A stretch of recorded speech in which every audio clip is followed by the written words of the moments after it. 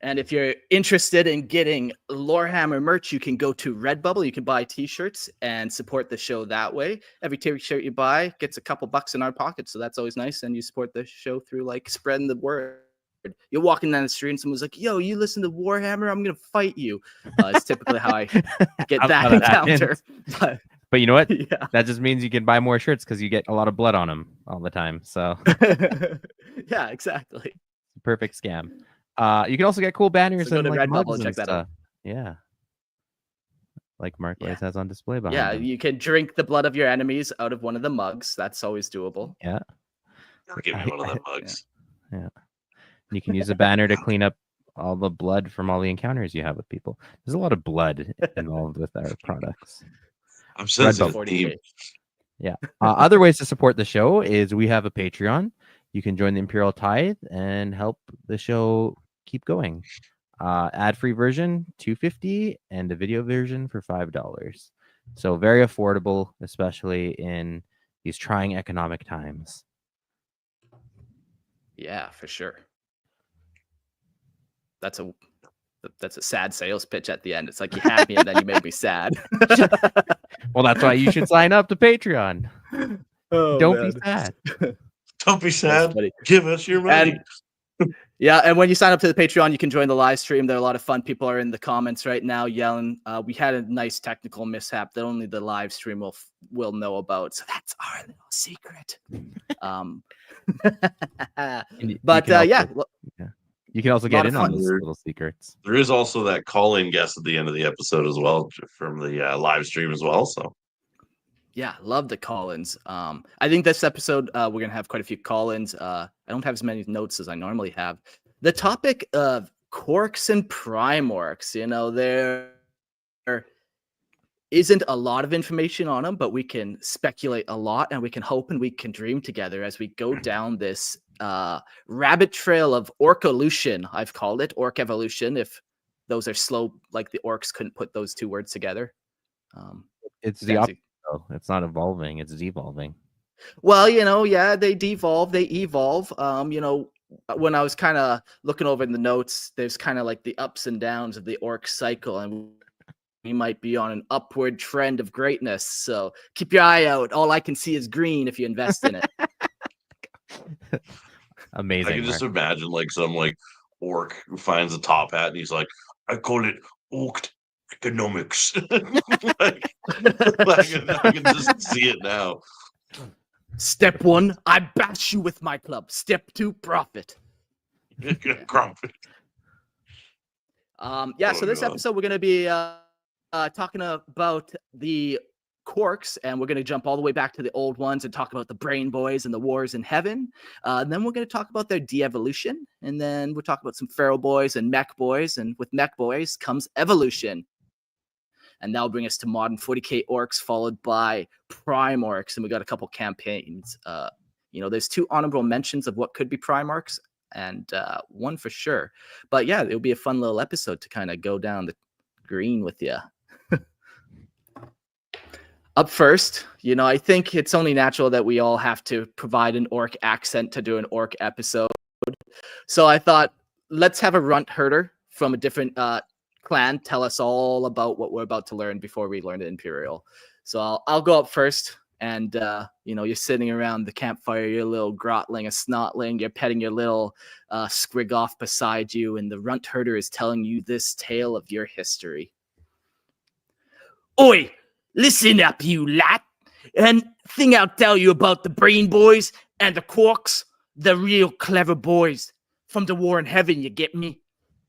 I always forget how harsh that yeah, voice you're not is. doing a whole episode like this. No, that's why we could only do the starter off, you know? I'll change it up and do maybe a more clever orc than a brutal orc. The Brain Boys was the first, smarter than any of us, right? But they was a bit too clever for their own good, you see.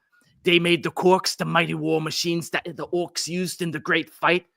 The Krorks was big and strong, and they was built to smash and smash and smash some more. The Brain Boys and the Krorks was the best team, making war all over the place, fighting them star gods and tearing the galaxy apart. But the Krorks didn't die. Not like them brain boys did. Nah, we was more like the Orks. They never really stop us. We just keep coming back. So that summarizes a nice little war in heaven and the Krorks for you. It's about all the Orks care to share, I'm sure. They're supposed to have like a lower soccer, like English. What's that? Birmingham? No. Hooligan.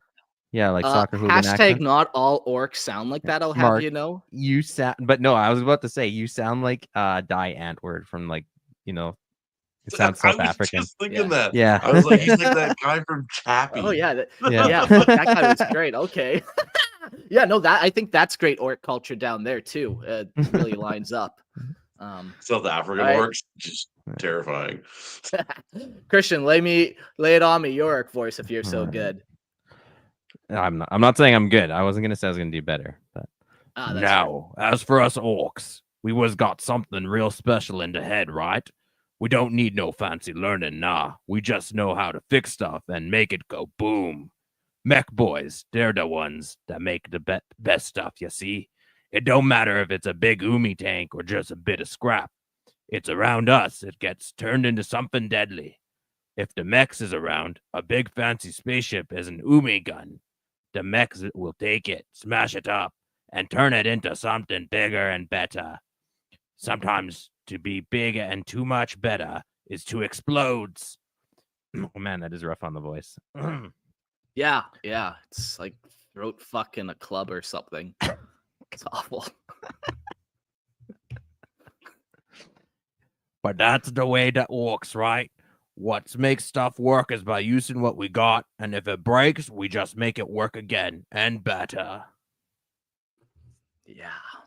I love that. That was perfect All summary of right, that. bro, Mekboys. diddly. Let's hear what His you eyes- got for The us. bro diddly. All right. Now, Prime Orks, that's the real deal, innit? They's the closest we've got to the Krorks from back in the day, you see. Prime Orks, they's bigger and meaner and smarter than the rest of us. They got all the best tech, and then, because they just makes a new one. It's an even bigger and better. Them Prime Orks, they got tech that can make the ground shake, the skies burn, and the enemy run in fear. Ain't no stopping them, not when they's around, because they bring the might to Krorks, and they've got all the right tools for all the jobs. And That the one was cat good. chat is going wild. Brody is Yeah. killing it. Best one yet. Standing ovations all around. Sick tone. Oh, I love it. Beautiful. So now if that is good enough for your all knowledge of Ork lore, that's fine. If you're an Ork player, that's probably all you need to know. For the rest of us Imperial fans and intellectuals, we can carry on to the real meat of the episode and learn what the fuck we just were talking about. It's too bad Gerald wasn't on this episode too. That would have been beautiful. Man, Gerald yeah. and Brody together. Oof. Yeah, I might have Beautiful. to write a script with them Yeah. wagging with one another for sure. Walking each other about. I just saw in the chat Spaghetti Seth called me Brork. Ork. That's a good Fantastic. one. Oh man. Oh, So boy. believe it or not, and this is one thing I've changed my tone a lot about Krorks and Prime Orks, but we'll get to that later. Believe it or not, Krorks and Prime Orks is kind of an imperial classification of Orks. Orks don't necessarily care about what they're labeling themselves. Yeah, they have some odd boys, and you can loosely trace what they are. But honestly, when going and doing this research, Prime Orks and kind of even Krorks are almost just imperial classifications, which I found very interesting because when the Prime Orks kind of came out that War of the Beast, I wasn't too happy with this new evolution. But knowing it's not really an evolution, it's still just an orc. I don't know. I kind of changed my tone on it. You'll have to sell me on it. Even when I read the War of the Beast thing, it was, for me, it wasn't an evolution. It was the same thing that you see in all orcs. They just modeled themselves after the Prime Orks because they were from the Ork planet, right? So they got beat by Prime Orks. So obviously, if they make them Prime Orks, that's their whole shtick, right? So I don't think it was actually ever an evolution. It's just the same thing that we always see where orcs, they're the biggest, they're the baddest, and they show that by getting bigger and bigger and bigger. And the Prime Orks were all bigger. So whoever the biggest orcs were, they're the Prime Orks. Yeah, and I think that's a perfect way to kind of say it for sure. So I've definitely had to recant some of my previous Lorehammer statements on this topic. I've flogged myself appropriately. But yeah, so when we're doing this kind of categorization, like it is kind of loose, you know, the Imperium does it this way. These aren't actually different evolutionary trails. But let's jump all the way back to the origins and the old ones and the Brain Boys, and let's see how the Orks and the Krorks were originally created. Across the immeasurable expanse of time, in an era-long eclipse by myth, the old ones waged their fateful struggle against the Necrons and their Satan overlords. In the twilights of the Dominion, these ancient architects of life turned to creation as their final gambit, fashioning the Krorks, a race of towering warriors from who the belligerent orcs of the present age are thought to descend. Guided by profound mastery over the fundamental forces of existence, the old ones, or at least some later fragment of knowledge suggests, the enigmatic Brain Boys, crafted the Krorks alongside the forebearers of the Eldari. Each was sculpted with the purpose, living weapons imbued with instinctive martial prowess, charged with the protection of their creators against relentless adversaries and threatening their cosmic order. There is a bunch of other races too that the old ones created during this time. Like even rumors are spread around that humans were seeded by the old ones. You know, seeding is an interesting technology too, because they're throwing a bunch of cosmic material out into the universe and seeing what sticks. And yeah, they might modify some genetically, but it's not. They're using the process of millions of years of evolution more so than making something in a lab overnight. In their desperation, the old ones wove knowledge into every marrow of the Krork. The genetic code carried the seeds of technological aptitude, a latent inheritance that would manifest when necessity called. So too were they gifted with an extraordinary psychic gestalt, an arcane force that bound them together, growing in potency as their numbers swelled.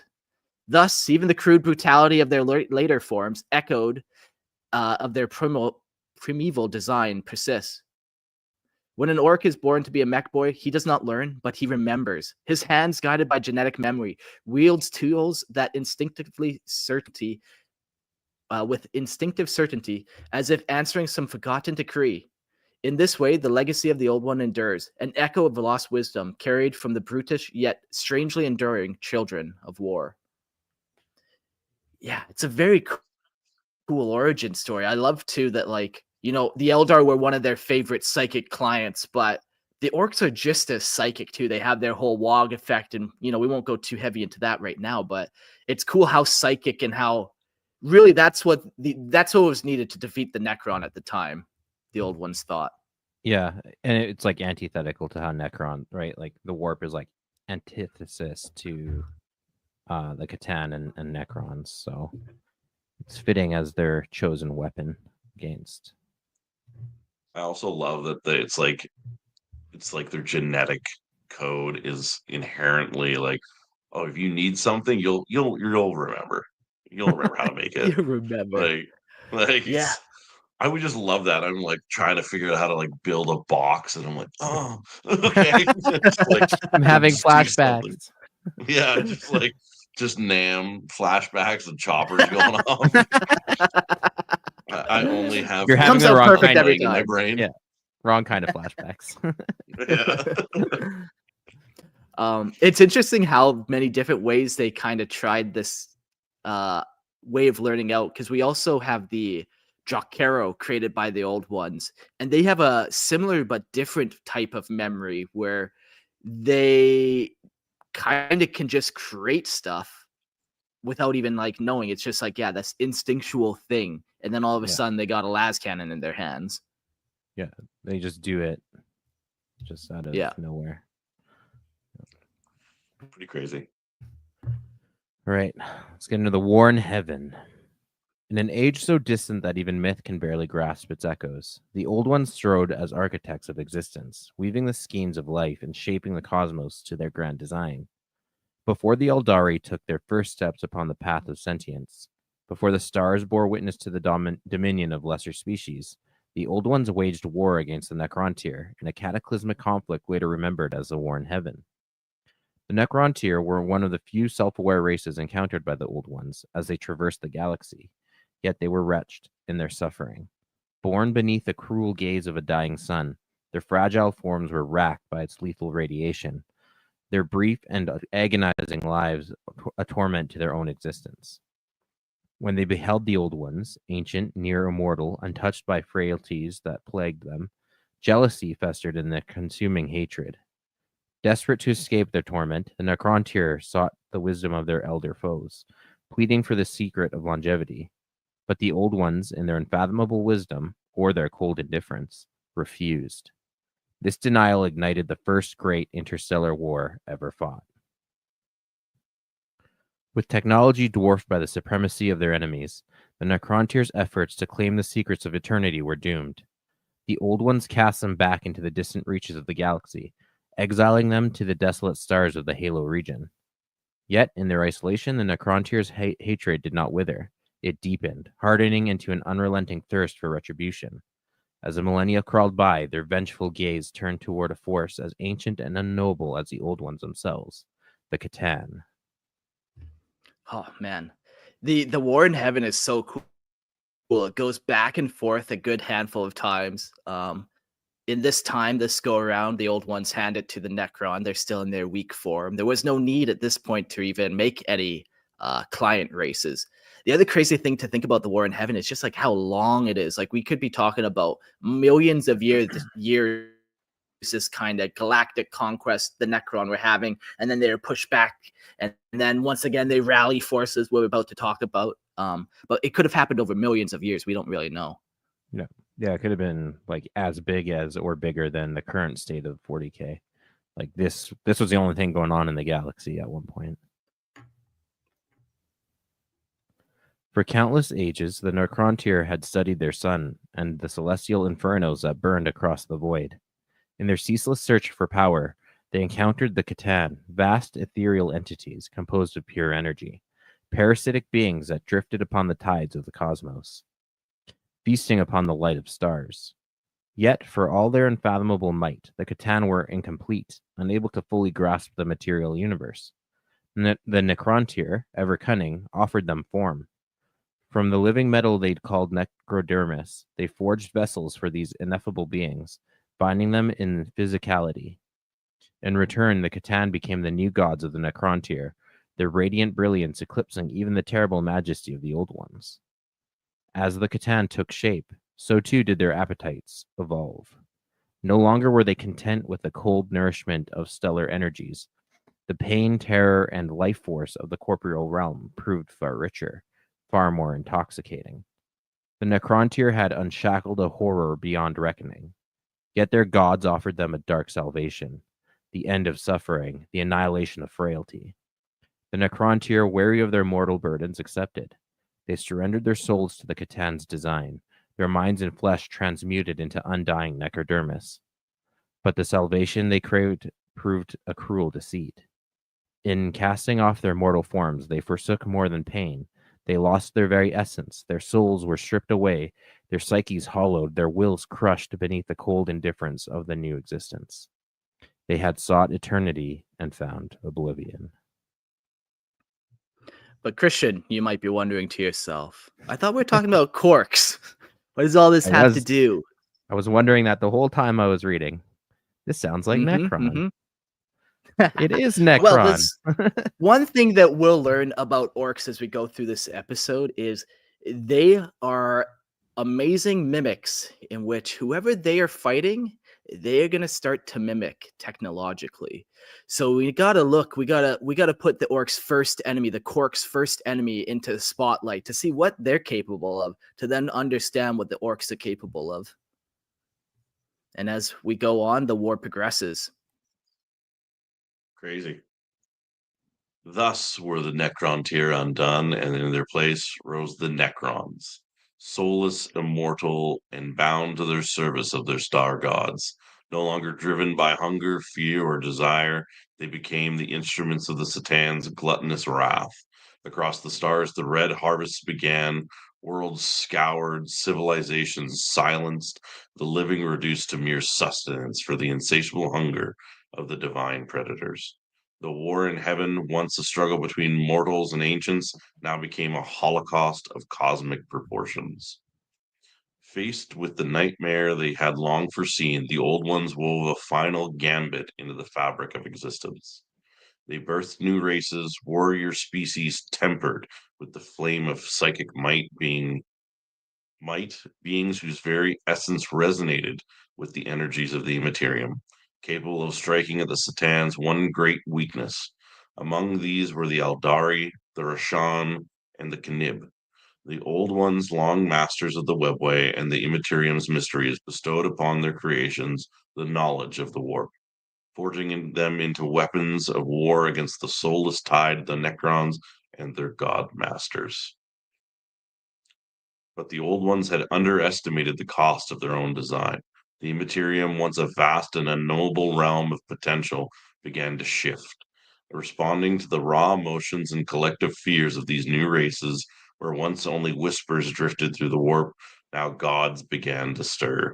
Some benevolent, others monstrous. From this tempest, the first demons clawed into being, and the entities that would later be worshipped as the Aldari's deities rose from the maelstrom of belief.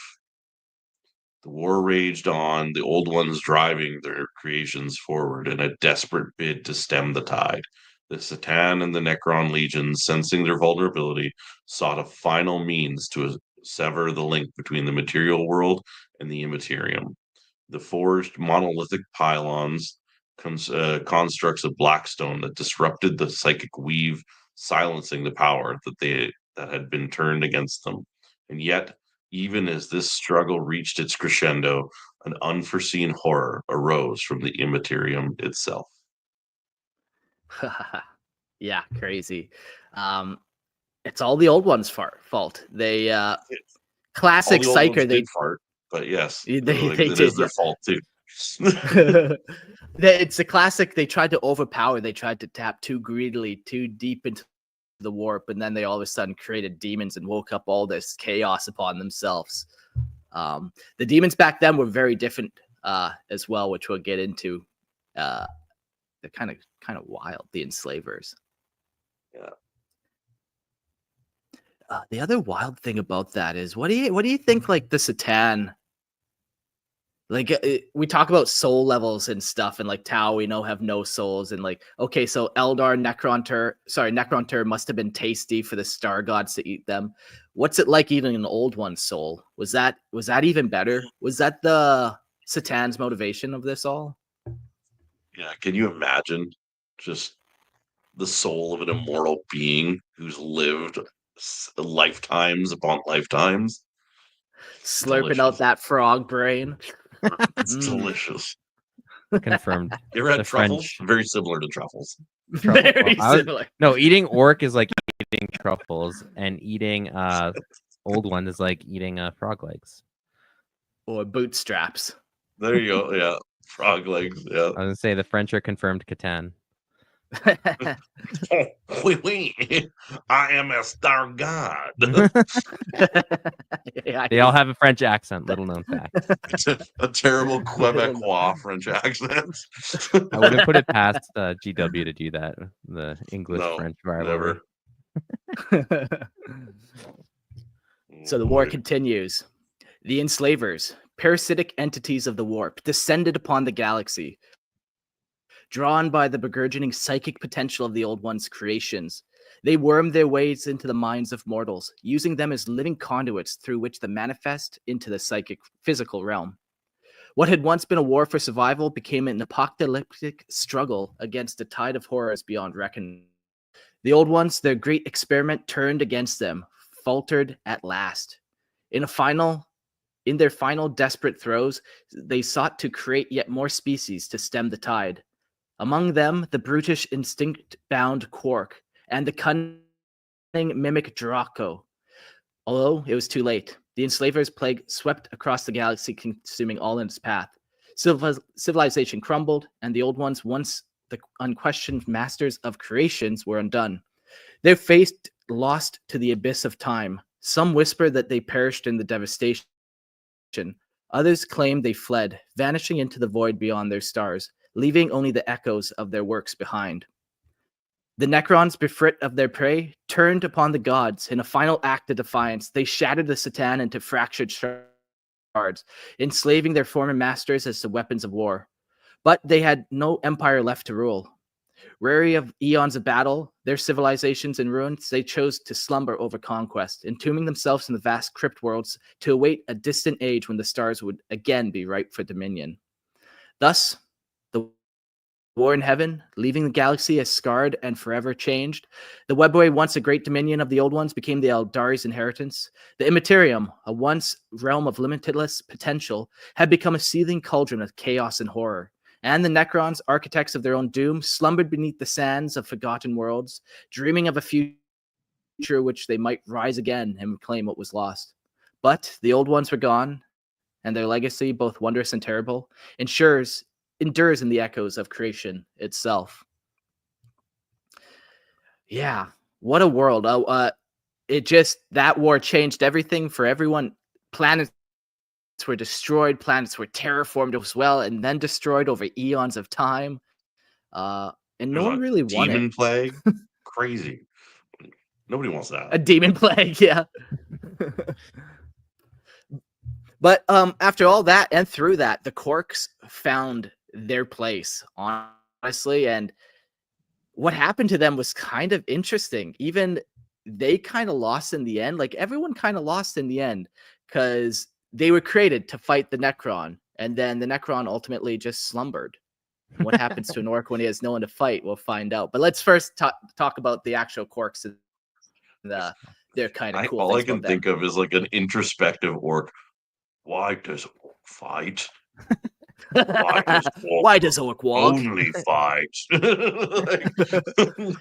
If no fight, why live? Why orc? Orc sad. Someone needs to do so a bad. philosophy book for orcs, but written by orcs. For orcs. The deepest I'm on thoughts. it. I love it. All right. Orcistotle. Orcrates. Oh no, actually they do have who's the inventor orc? Yeah, Orcates. Yeah. No. Orchimedes. Orchimedes, thank you. Orcam.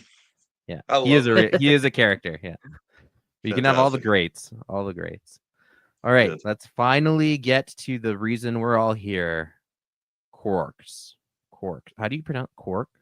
Krork. Krork. Krork. Like a frog. Yeah, Krorks. like a ribbit. Krork. Yeah. Krork. The Krork were among the most formidable creations of the Old Ones, engineered to serve as living weapons against the Necrons and their Catan overlords during the War in Heaven. Towering over most other species, these massive warriors dwarfed even the largest of modern orcs, standing at heights that rivaled the constructs of the Necrons themselves. Their immense physical strength was matched only by their resilience, as their biology was designed to endure wounds that would have felled lesser beings. Unlike the anarchic and undisciplined orcs of the later ages, the Krork were bred to be far more intelligent, possessing an innate sense of military strategy and order that made them a far greater threat to the Necrons than their degenerate descendants. In terms of technology, the Krork wielded weapons and armor that surpassed even the crude yet effective arsenals of modern orcs. The Old Ones had gifted them with advanced war gear, including energy-based weaponry capable of rending Necron constructs apart, as well as heavily reinforced armor that allowed them to withstand the deadly gauze weaponry of their foes. Moreover, the Krork were known to incorporate Old One technology into their own war machines, creating devastating war engines that could engage Necron forces in direct combat. Their ability to instinctively understand and manipulate technology ensured that they could adapt quickly to the rapidly evolving battlefield, using salvaged Necron materials to enhance their own war efforts. Yeah, like when you're fighting the Necrons, these enemies that shoot like star particles at you and have black hole guns and all these crazy weapons. How do you counter that? You make these big 30-foot tall brute creatures, strap a bunch of guns on them, strap a bunch of armor on them, and you send them off. Yeah. Yeah, they are actually like primordial space marines. Like they were literally engineered from the genetic level to be soldiers, like warriors. Super tough and hard to kill. At the time, like a lot more tactically intelligent, able to use technology and weapons and advanced weapons and armor. Like they were the original space marines. You heard it here first. Insane to Yeah. feel like. Yeah. You heard it here first, folks. Krorks, the original Space Marines. Also like just like a throw off like line in that. They have armor that can just withstand Gauss weaponry. Nobody has that. It's not replicable today, right? In like today's timeline. So the fact that they had that is just insane. Yeah, it's almost like its own form of yeah, I wonder if it like healed from it, like, you know, Gauss deadamatizes, and if that like just like readamatized quicker, or if it was like a reflection thing. But either way, man, that's some deep pseudoscience we could go down. Love it. Nano machines. I also machines. Nano machines just repairing. Yeah. I love too how the Krorks were created as kind of like, this wasn't their first kind of species of war. In fact, this was kind of a last result. Like they're a lot more brutish. You can't control them quite as well. And yeah, I like that it wasn't one of the first species. They're like, hey, this would be a great idea. Yeah. Yeah, they're just like throwing like everything they can at this. We'll make it strong, unkillable, and give it lots of good guns and armor. And it likes to fight. Yeah, and it thrives in it likes warfare. this lifestyle that we've given it. Yeah. It's not like Dante just sitting there like, please fucking end me. Sorry, I swore. Ooh, bad word. Against the Necron legions, the Krork proved to be both a mighty force and a significant challenge. Their raw strength and durability allowed them to engage Necron warriors in brutal melee combat, tearing apart even the most heavily armored Necron constructs with sheer brute force. However, the Necrons possessed a terrifying advantage. Their ability to regenerate and return to battle meant that even the most decisive Krork victories were often short-lived. Moreover, the Necrons' reliance on overwhelming firepower combined with the sheer numbers of their undying armies made them an almost inexhaustible force. Despite their resilience, the Krork were not invincible, and their sheer physical might could not always counteract the cold, unrelenting efficiency of the Necron war machines. The Old Ones deployed the Krork as shock troops, sending them to the front lines where they could engage Necron forces in direct, ferocious combat. Unlike the psychic races created by the Old Ones, such as the Eldari, the Krork were not designed to wield the power of the warp in battle. Instead, they were a direct countermeasure to the Catan, who were highly resistant to psychic energies, but still vulnerable to physical destruction. In vast hordes, the Krork waged war across countless worlds, their numbers replenished by the genetic programming of the Old Ones, which ensured their continued survival even in the most hostile conditions.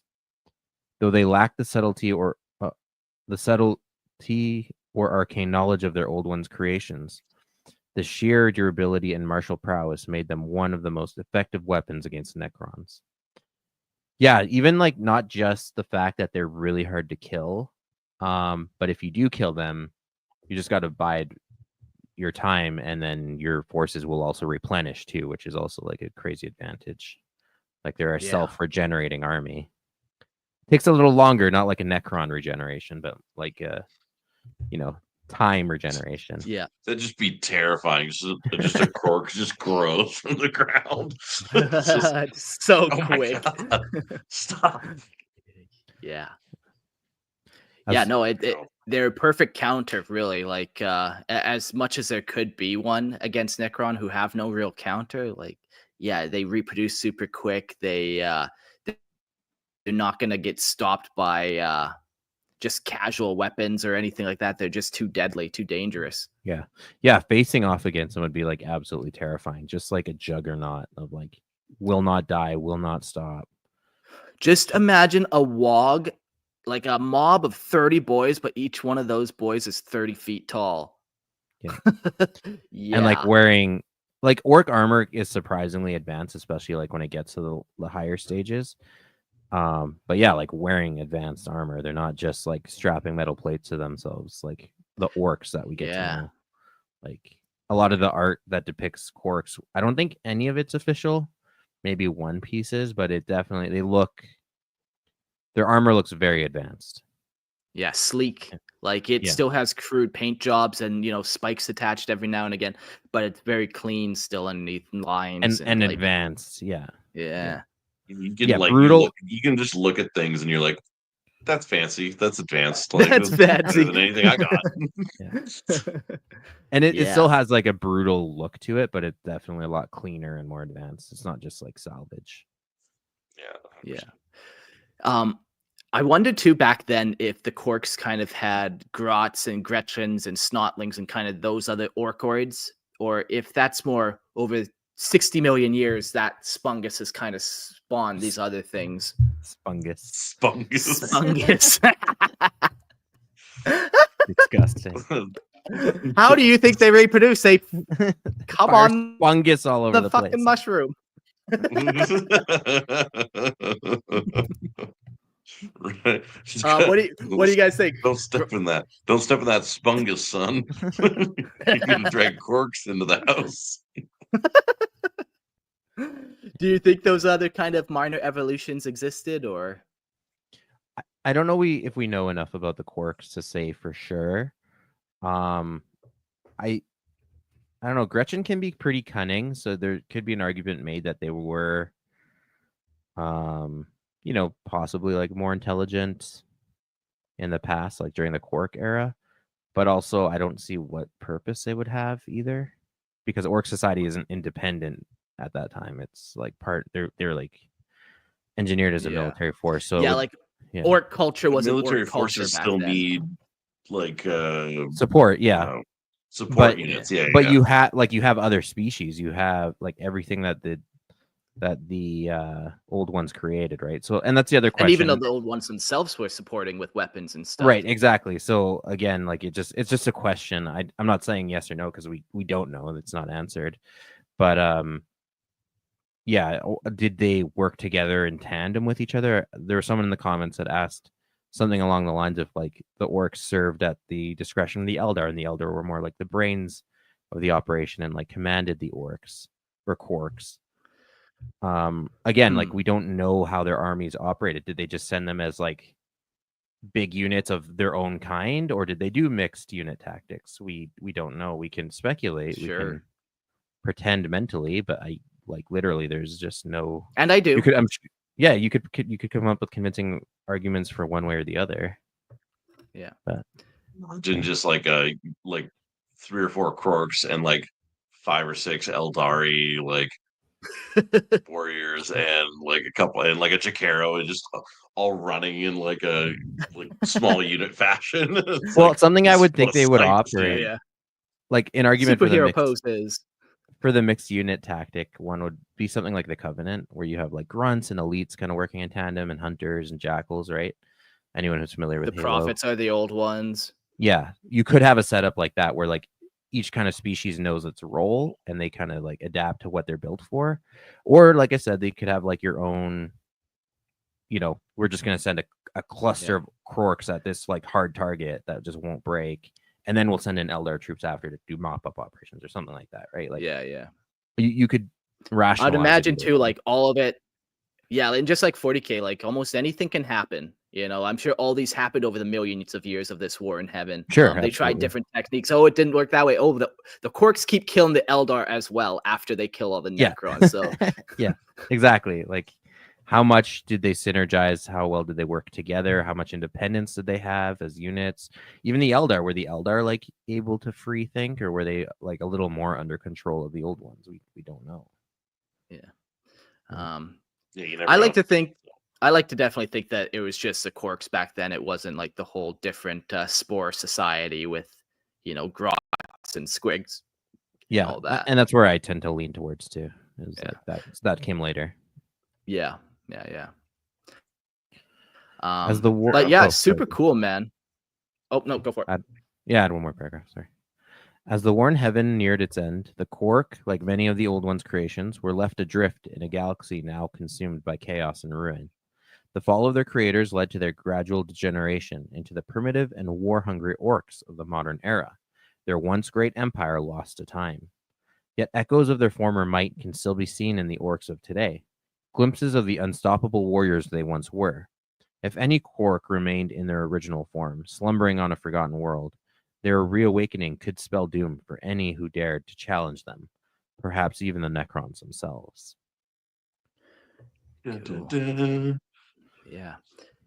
Yeah. So here's what I propose. It wasn't just the loss of the old ones and their kind of mentorship, because I don't think they were mentoring these guys the same way they were mentoring the Eldar.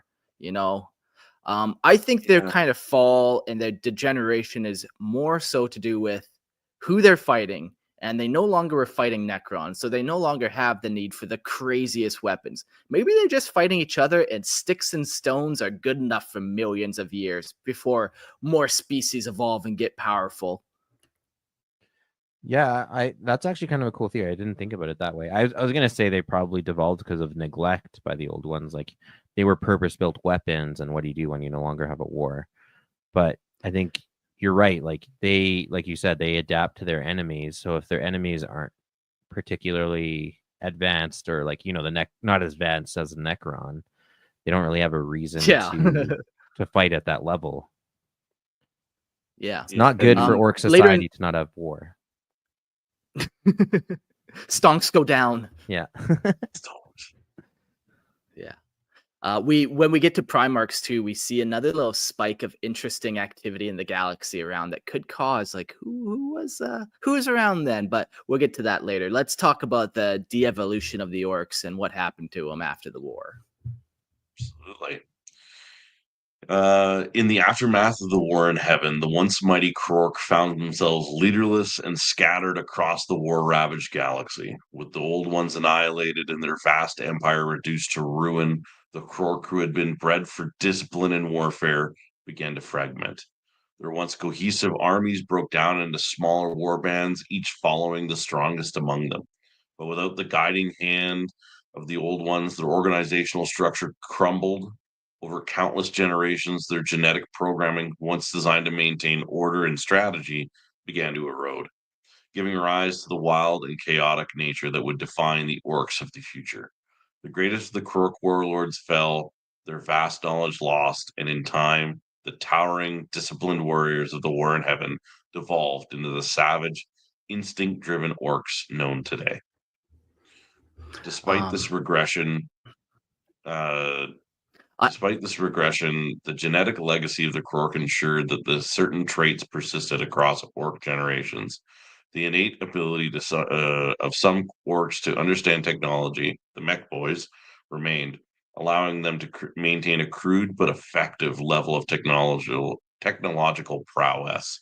These Mekboys, seemingly born with knowledge of building weapons, vehicles, and machines, ensured that orcs would never fully regress into primitive beasts. However, as the orcs spread across the galaxy, their civilization would repeatedly rise and fall in cycles of evolution and de-evolution. Some groups would temporarily achieve high levels of technological sophistication, crafting massive war engines reminiscent of their Krork ancestors, only for their empires to collapse into anarchy as infighting and disorder took hold.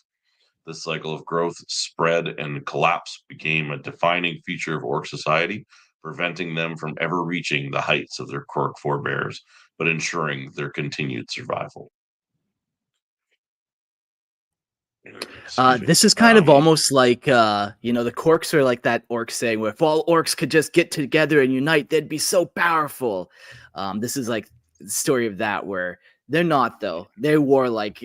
Over millions of years, this is this tale of orcs. They battle, they evolve, they battle, they fall, and that's it.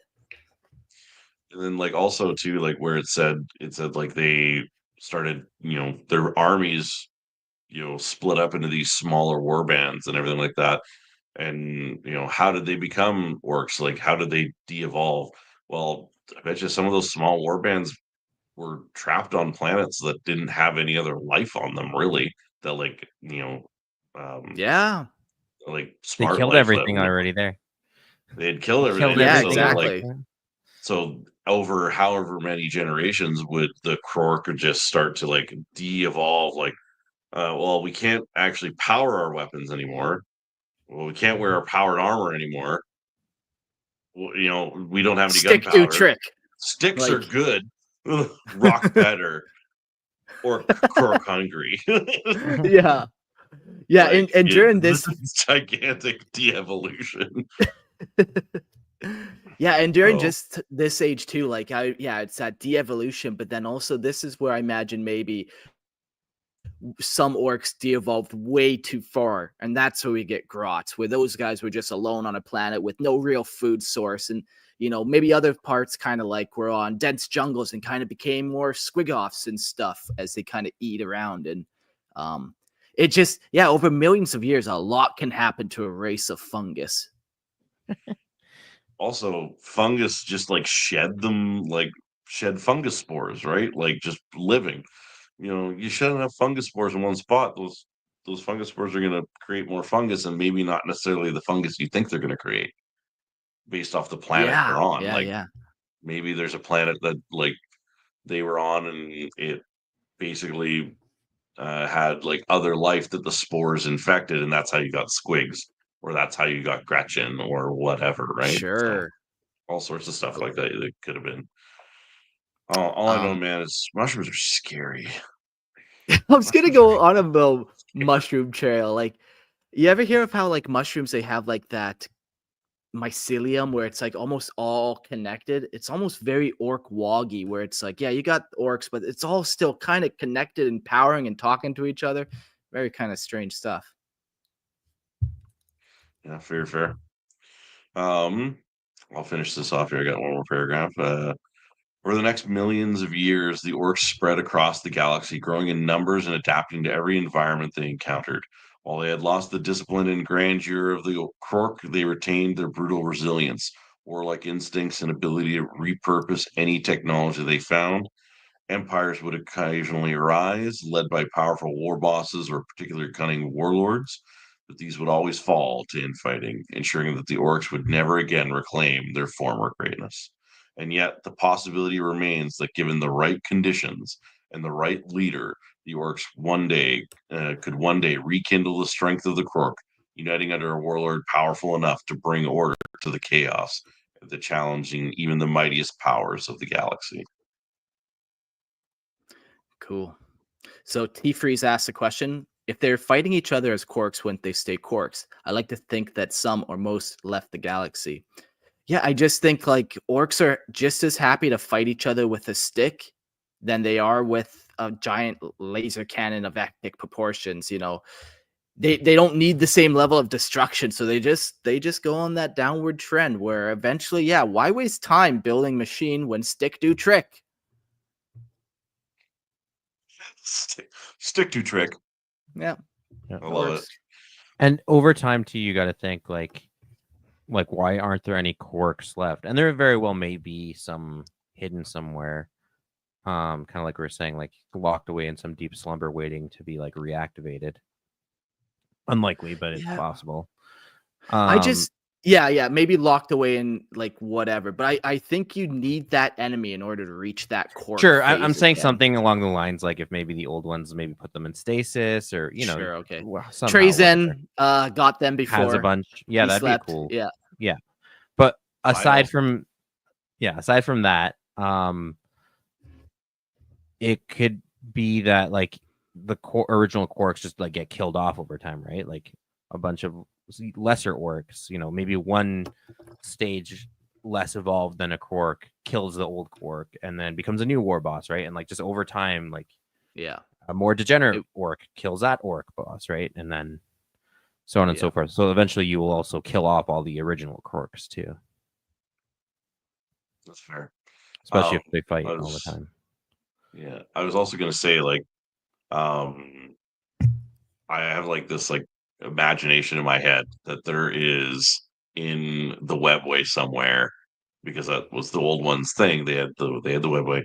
There is like a cryostasis like hub filled with Krorks that the old ones had just like ready to go and just Oh, never were able to use them for some reason. And then one day a Dark Eldar is going to get their hands on yes. it. It's not going to be good for anybody. Yeah. What an I interesting way love the to introduce a new faction back into Warhammer. How interesting that could possibly be. Yeah, very right. Exactly. nice. I love the concept of that old one's lab, and like what else could be in there? You could have all the races in their true kind of old form. Like Original Eldari form. could be in there too. Yeah, Mm, that's a cool thought. That's actually. Um, Oh, now I'm thinking. now I'm thinking. Let me get out the pen and paper. I got some notes to take. Liar says, did they have crazy amounts of infighting as Krorks? They seem smarter overall. The infighting might not have even started till they're already devolved. Like, I just think if you make a knife and that, maybe that's not a good thing. Orcs like fighting. Let's keep it simple. Orcs like to fight, and there's no one to fight. They're going to fight each other. It's Yeah. just that simple. They're bred to fight. Yeah, like fighting isn't necessarily a bad thing to them. It's bad to us, like as humans and stuff. Like we see, high risk activity. You might get hurt. You might get killed, right? But to orcs, they live for that fight, and Krorks were engineered to go to war. So it's more, that question of like, well, what do they do when they have no one to fight? Well, naturally, they'll fight each other. Like they just look for the next target. Yep. Cool. So. So let's.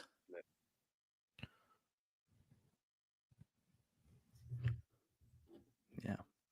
So let's talk about like the lowest de-evolution. We've talked about the high point of the Orc Empire, the Krorks. Now let's jump all the way down to the lowly feral Orc boy.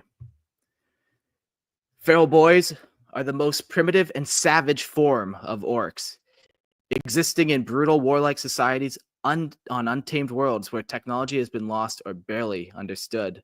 These orcs have reverted to an almost bestial state, living in the tribes that rely on raw strength, simple weapons, and sheer brutality to survive.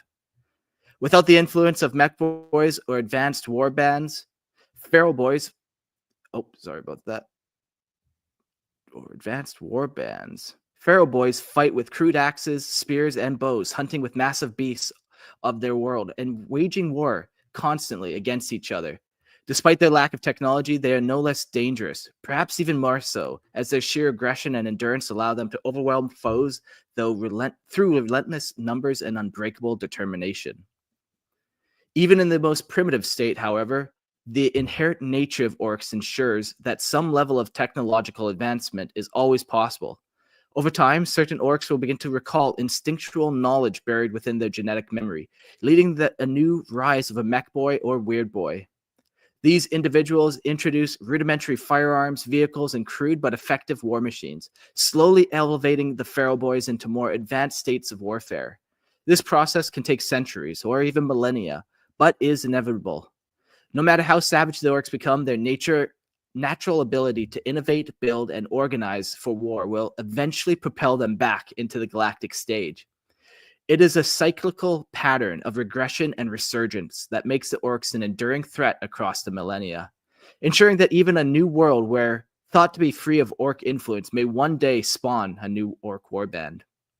Imperial forces often underestimate feral boys due to their lack of advanced weaponry, but this is a grave mistake.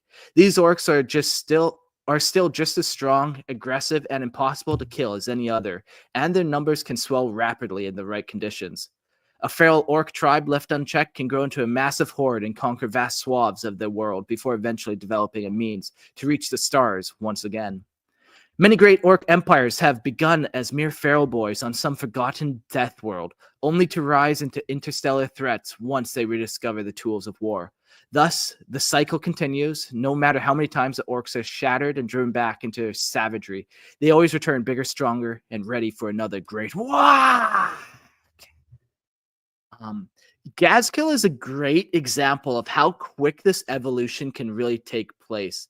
Gazkill, the greatest war boss in 40k, he was stuck on a planet as like a feral boy, fighting just amongst each other on the planet. And within, a handful of years, he decides to get off the planet because his star's going to explode, and now he's one of the biggest war bosses and has gone on a great crusade. It can happen quick. Yeah, and that is something else I was going to bring up too when we're talking about like, are there Krorks out there? It could very well be that one day, and we'll probably get into this a little later when we talk about Prime Orks and stuff. But one day, the Krorks might just naturally come back as the next evolutionary step on one of their upward crests, right? Exactly. Maybe Gaskell is that first step in the Krork evolution. Yeah, so like the next stage would be, that much smarter, that much more advanced. All right. Let's get into the Mekboys. Mekboys are among the most vital and mysterious members of Ork society, embodying the remnants of the Krorks' technological genius in an otherwise savage and instinct-driven species. Unlike human engineers or mechanicus tech priests, Mekboys are not trained in their craft, but are instead born with an innate understanding of machines, weapons, and technology. This knowledge, embedded deep in their genetic code by their long-dead old ones, allows them to construct complex machinery without formal education or blueprints. A Mekboy can take a pile of scrap and turn it into a warbike, a towering walker, or even a crude spacecraft, seemingly guided by instinct rather than logic. However, their work is rarely precise or stable. Most Ork technology functions as much through belief as it does through actual engineering, with Mekboys cobbling together devices that shouldn't work but somehow do, so long as enough Orks believe in them.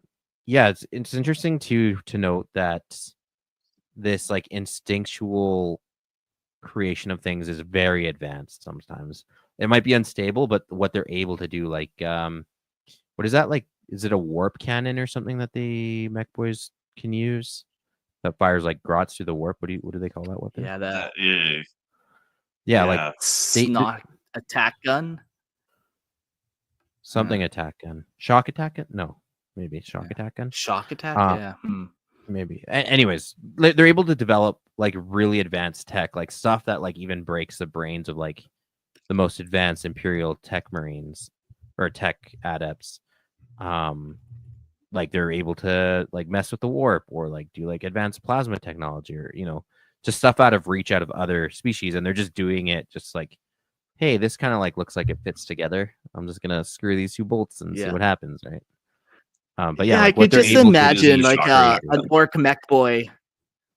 Nice. I could just imagine a Mekboy at his workshop, and he's a pharaoh boy basically, and he's making a bow and arrow, and he's like, "Oh, this is pretty sweet." Goes back to his table. The next thing he picks up is a plasma gun. Like the progression is just like, "Oh, went from bow and arrow to plasma gun." Yeah, but that's exactly it, right? Like it is crude technology, but the stuff it can do is like beyond what the Imperium can do.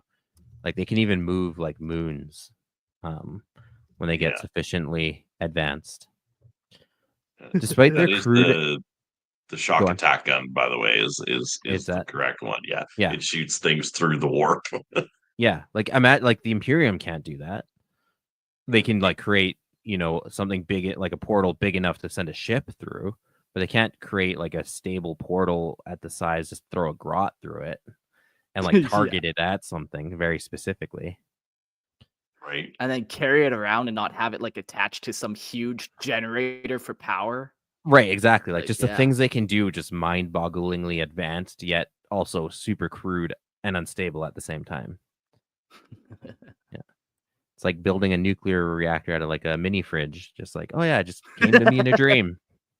Came to me in a dream. Again, it's the Nom flashbacks where you just shock attack gun. Despite their crude and chaotic methods, Mekboys are responsible for the technological advancement of Ork society, ensuring that even the most primitive warbands have access to powerful weaponry and transportation. They are highly valued among Ork warbands, as strong Mekboys means a warboss can field deadlier vehicles, bigger guns, and stronger fortifications. However, Mekboys are also notoriously volatile, constantly experimenting with new designs, testing unstable weaponry, and engaging in fierce rivalries with other mechs. Their workshops are often filled with wild explosions, unpredictable energy discharges, and the occasional catastrophic failure that results in a Mekboy needing to regrow a limb or two. This reckless creativity makes them both indispensable and dangerous, as Mekboy's ambition can just as easily destroy his own warband as it can arm it with devastating firepower. Mekboys also play a key role in Ork society's cyclical evolution and devolution, ensuring that no matter how feral or primitive an Ork horde becomes, it will always retain some level of technological ability. Even on the most savage worlds, where Orks revert to a near animalistic state, Mekboys will eventually emerge, constructing crude weapons, vehicles, and power sources that allow the Orks to wage war on large scale once again. This ensures that Orks never fully devolve into mindless beasts and always retain the potential to rise once more as a galactic threat. Should a particularly powerful war boss unite enough Mekboys under a common banner, their combined efforts could produce war machines rivaling those of ancient Krork technology, hinting at the terrifying possibility that, given the right conditions, the Orks could reclaim their lost greatness and forge an empire to rival even the most advanced civilizations of the galaxy. Cool. Yeah, so that's just what I was saying earlier about there's potential there that they reclaim their Krork nature. I also like the other extreme too, where they're like borderline mindless beasts.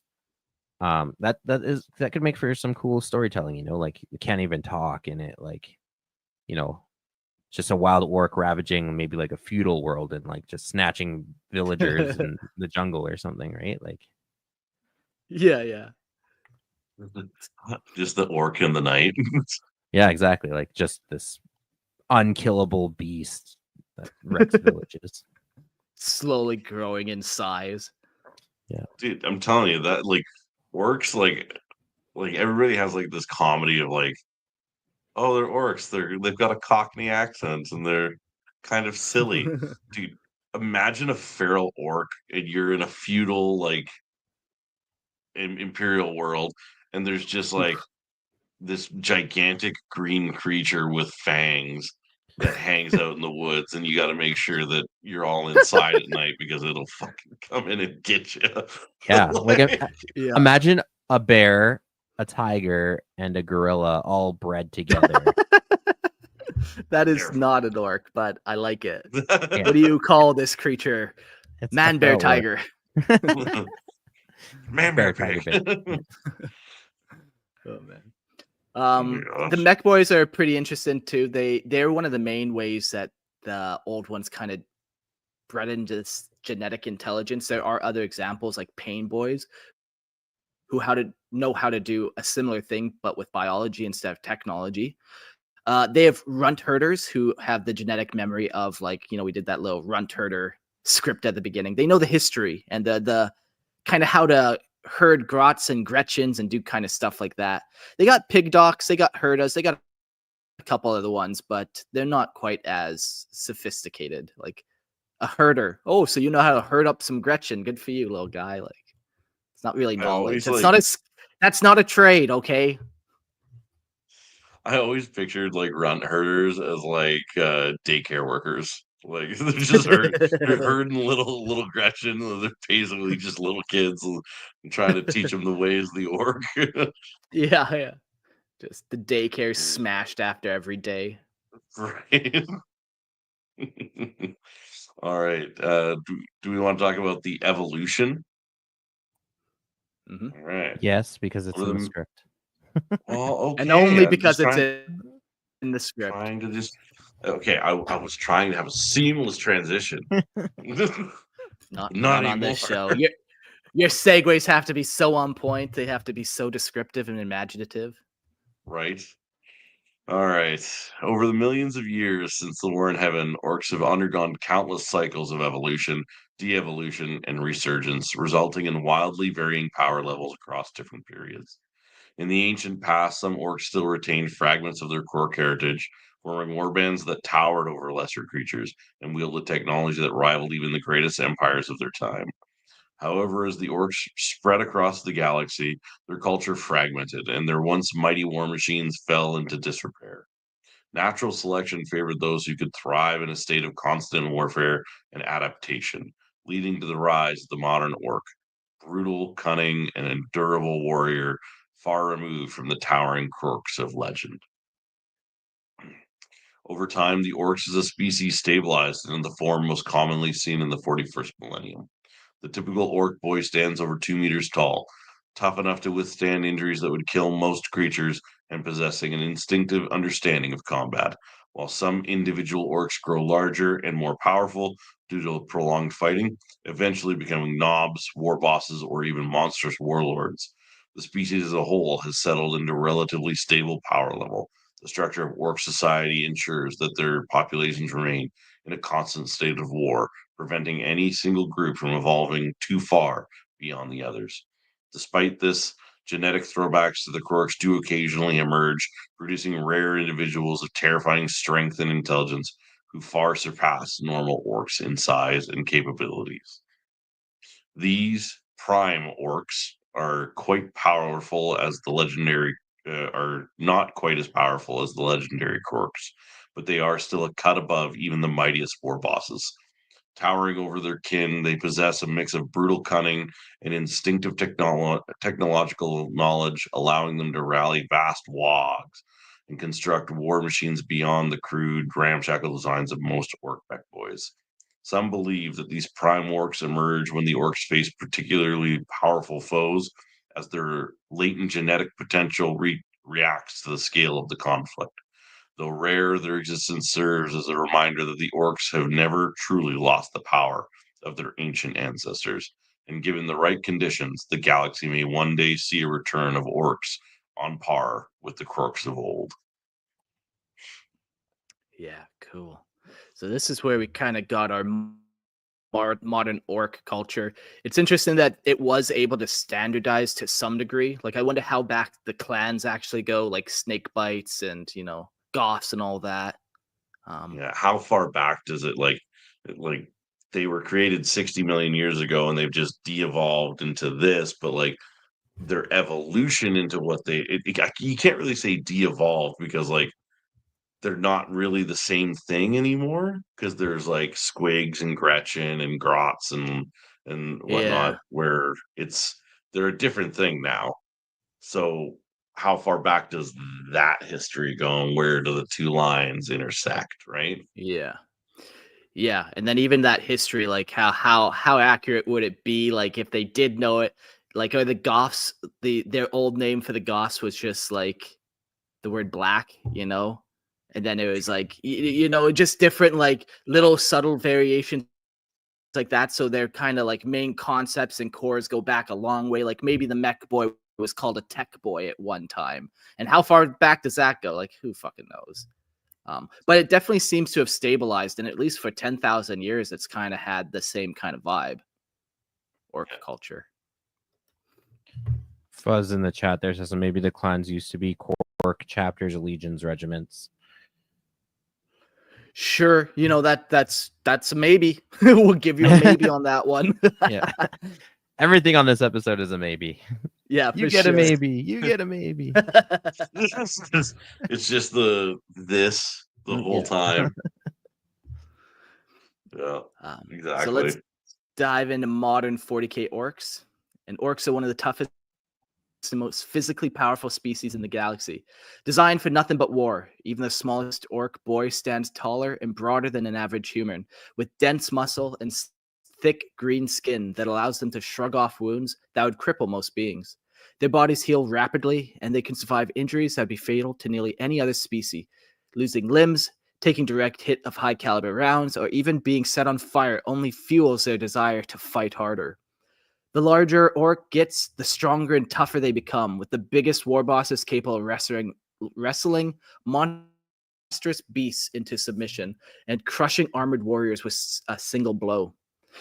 This sheer physicality makes orcs some of the most resilient warriors in the galaxy, capable of overwhelming enemies through brute force and relentless aggression. One thing to mention too, I think we kind of touched on it briefly, is how when orcs fight, they do grow in size. So the more they fight, like the physical size, not just like, oh yeah, he's gained 10 pounds of muscle. It's like, oh, he gained 5 feet and 400 pounds of muscle. Like they grow. Like a plant being watered and given appropriate sunlight, the orc bathes in blood and is exposed to rich soil violence to grow It big and grows big and strong. Rich hardy. soil violence. Just gonna Despite their plant all my orc minis in dirt and just beat up the dirt and then pour blood on it. Yeah. See There how you go. that goes for me. Yeah. Maybe it'll become painted and everything. Yeah. Now you're being hopeful. Despite their seemingly crude nature, the orcs possess a remarkable and unique form of technology. Their Mekboys have an instinctive knowledge of mechanics, constructing war machines that defy conventional logic. Orc vehicles, weapons, and armor often appear ramshackle and barely held together, but they function due to the combination of sheer durability, battlefield practicality, and perhaps even the latent psychic field generated by the orcs themselves.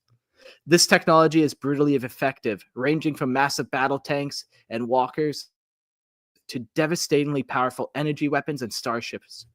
Even their simplest firearms, like the crude but deadly Shudas, are designed for maximum destruction, capable of firing in unpredictable bursts that can tear through enemy ranks.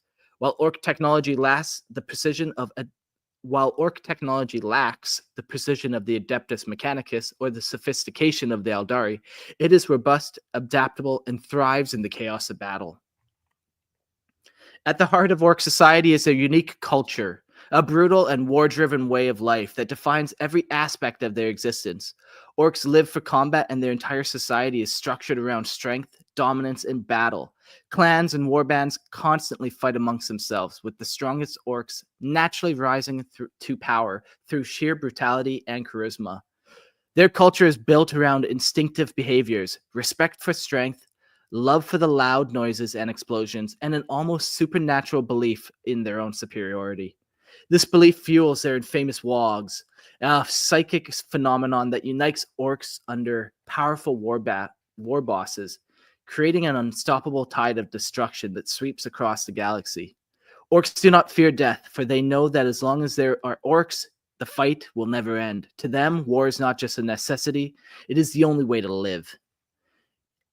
Very fucking cool. Yeah, they from their very beginning, that's the only constant. You know, their shape and their form, their technology is changed, but all they ultimately want to do is just fight. That's their goal in life. However they go about it, that's just whatever.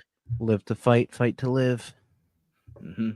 That's what I my wish orc humans just grandpappy had, used to that, say. one goal. Yeah. Like, what's our one goal? Just pay taxes and die? Like, Our goal is also to live and fight. Have you heard of human history? Come on, man. well, Yeah. I guess. Women are fun every now and again, I suppose. That's a fun purpose. true. Then you get children. Those are pretty purpose fulfilling, I suppose. But fighting, man, fighting's where it's at. Let me tell you. I want to beat the shit out of everybody. I do the cockfights down here while, and take a bunch of It's chickens. not the do cockfights you think. No, it's me versus 10 chickens, man. And yeah, I win every time. Dinner served. Showed up to the cockfighting. I trained all week, but it was not the kind of fight I thought I was going to be fighting. Everyone looked at you funny when you showed up. Zip those pants up. Yeah. All right, let's talk about the next stage of orc evolution, the Prime Orks. Prime Orks are exceptionally rare but terrifyingly powerful manifestations of the orcoid species, representing a return to the might of the ancient Krork.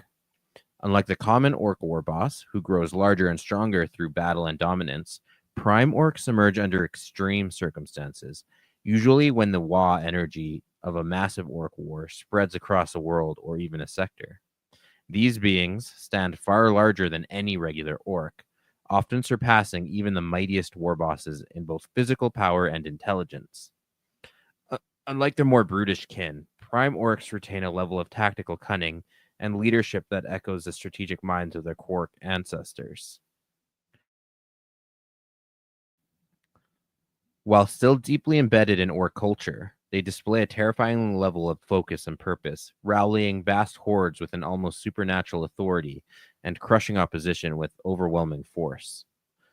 The technology of Prime Orks is a step beyond the crude but effective machinery of regular orcs, as their presence supercharges the Mekboys and other specialists within their WAAAGH. Prime Orks instinctively understand more advanced forms of warfare. The war machines created under their rule are often larger, deadlier, and more sophisticated than standard Ork vehicles. Gargant-class war engines, super heavy battle tanks, and devastating energy weapons become far more common, and in some cases, their Mekboys create technology reminiscent of the war gear wielded by the Krork of old. Some Prime Orks have even been known to wield massive power claws, energy blades, and other exotic weaponry that should only be beyond the understanding of regular Orks.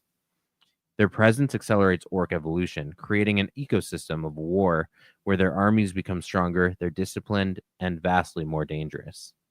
Yeah, they start to like develop like not only just like tactical acumen, they develop like bigger, grander strategy other than just like charge the enemy. Like they even the way they speak is like more sophisticated. From the Beast of Rises books. And then they also have like long-term strategic planning in the sense of like they start to develop like they're like farming. an empire building more so Yeah. than just war. Yeah, exactly. Like they develop like a sustainability about them where they start like farming food sources and like thinking ahead and like, okay, if we have a population of this size, what do we need to do to keep them sustained? Like there's a lot more foresight. Yeah, that was one of the big ones with like the Beast Arises books where they start farming humans, and I'm like, that's Oof. dark. You're like, but that's very orky at the same time. Yeah. But yeah, like the way other orcs might think is like, I'm hungry now, I eat now. I'm hungry now, I hunt now. Whereas now they're like, okay, we have a system to just access food, right? Yeah. So patience even grows and like, yeah. And again, like self-control. Right. Setting up things that you can pay off later, right? Like that foresight is a big change. Throughout history, there have been a handful of confirmed sightings of Prime Orks, each leaving a trail of devastation in its wake. While Prime Orks remain rare, their occasional emergence serves as a grim reminder that the Orkoid race is still evolving, and the true potential for their kind may not yet be fully realized. It's cool too how they become kind of like a focal point too for the WAAAGH energy set. You know, if one of these does kind of evolve or show up or fight to become this size or whatever, their WAAAGH energy almost like multiplies the WAAAGH energy around it, creating even more. So it's not just a benefit for them that you got a big green orc. It's like almost everything around it gets better too. Yeah, it's like a feedback loop, like a positive feedback. Like it just keeps accelerating. Yeah. 100%. The next two that little campaigns we're going to talk about are honorable mentions. They both happened during the Great Crusade, but you know, I'm classifying them as Prime Orks, but you know, I don't think the Imperium ever officially did. But let's read and see if you guys would classify them as some Prime Orks too. Before you start there, the number of orc puns in the chat is atrocious and it needs to stop. Unreal. Servant orcs. Yeah. Write that down. I may have spawned it by doing Orkolutions. You know, I might have like set the precedent that kind of behavior is okay. They have all the Primarchs, the Ork Primarch version names, like just. Love it. The Goro hollowing. When the Emperor of Mankind emerged from the shadows of the long night and forged Terra into a unified bastion, he set his sights on the stars, dragging humanity out of the Dark Age. His great crusade rampaged across the galaxy, and the Imperium's earliest conquests clashed with the savage forces of the Orks. Brutal, relentless Xenos, whose appetite for war first seemed endless.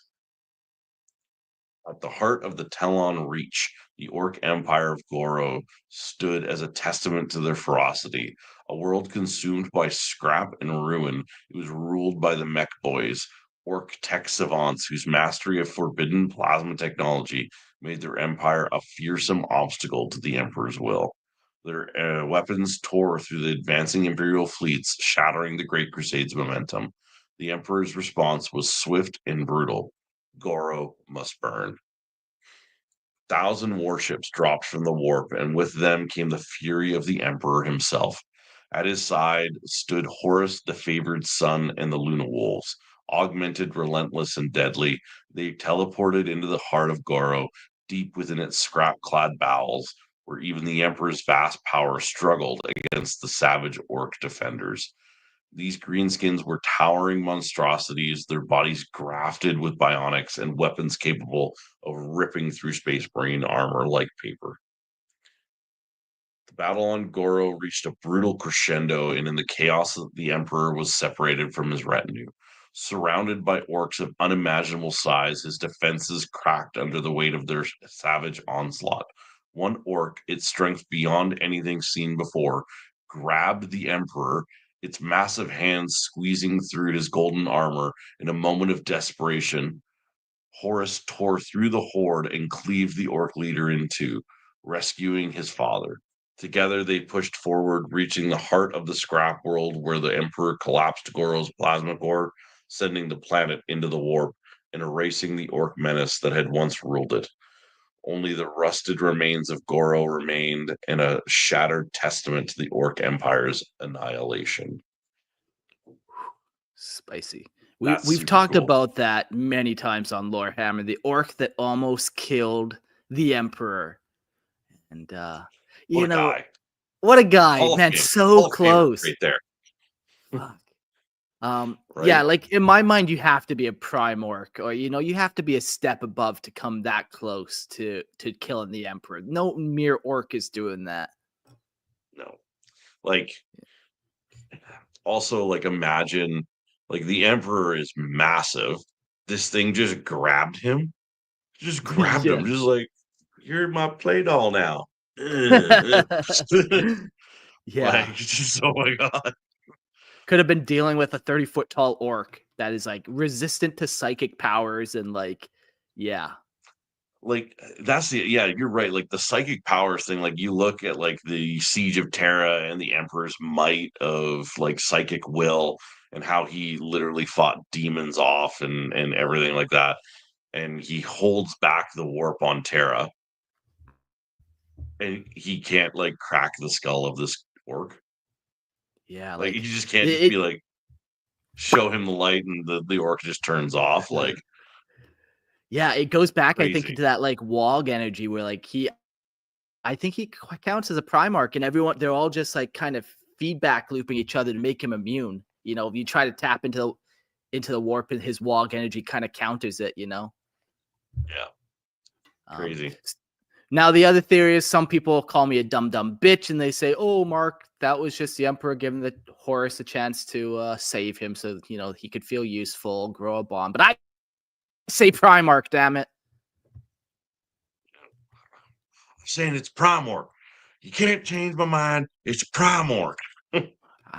I can be bought, but not in this regard. The other honorable mention, also during the Great Crusade, is the Ulanor Crusade. In this one, I'm not as convinced, but we'll read and see where it takes us.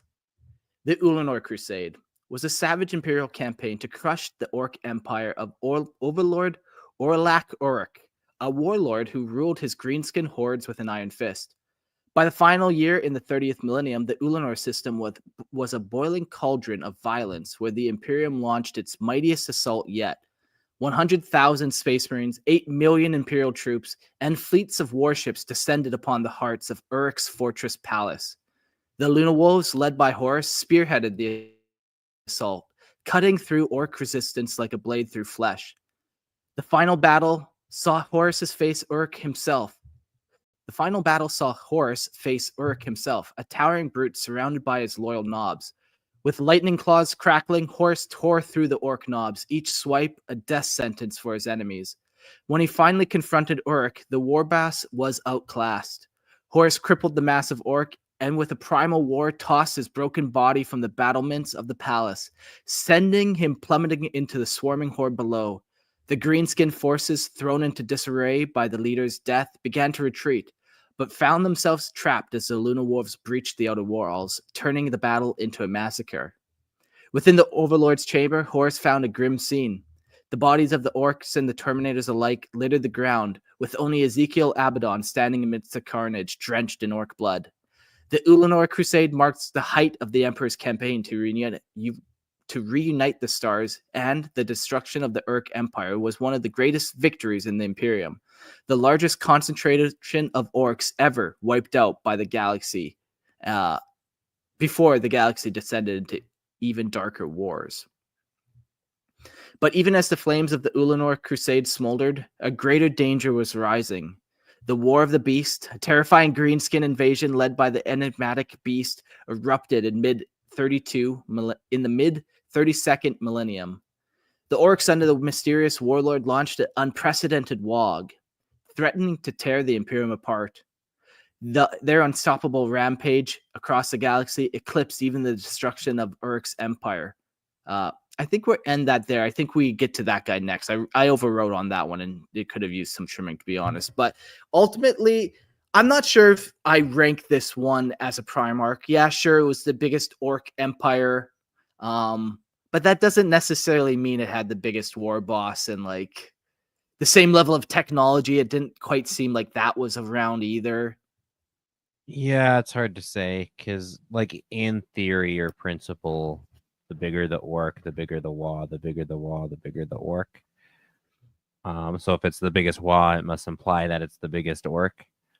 But yeah, like there could be a way around that. I don't know. Maybe it's a convergence of multiple Ork empires.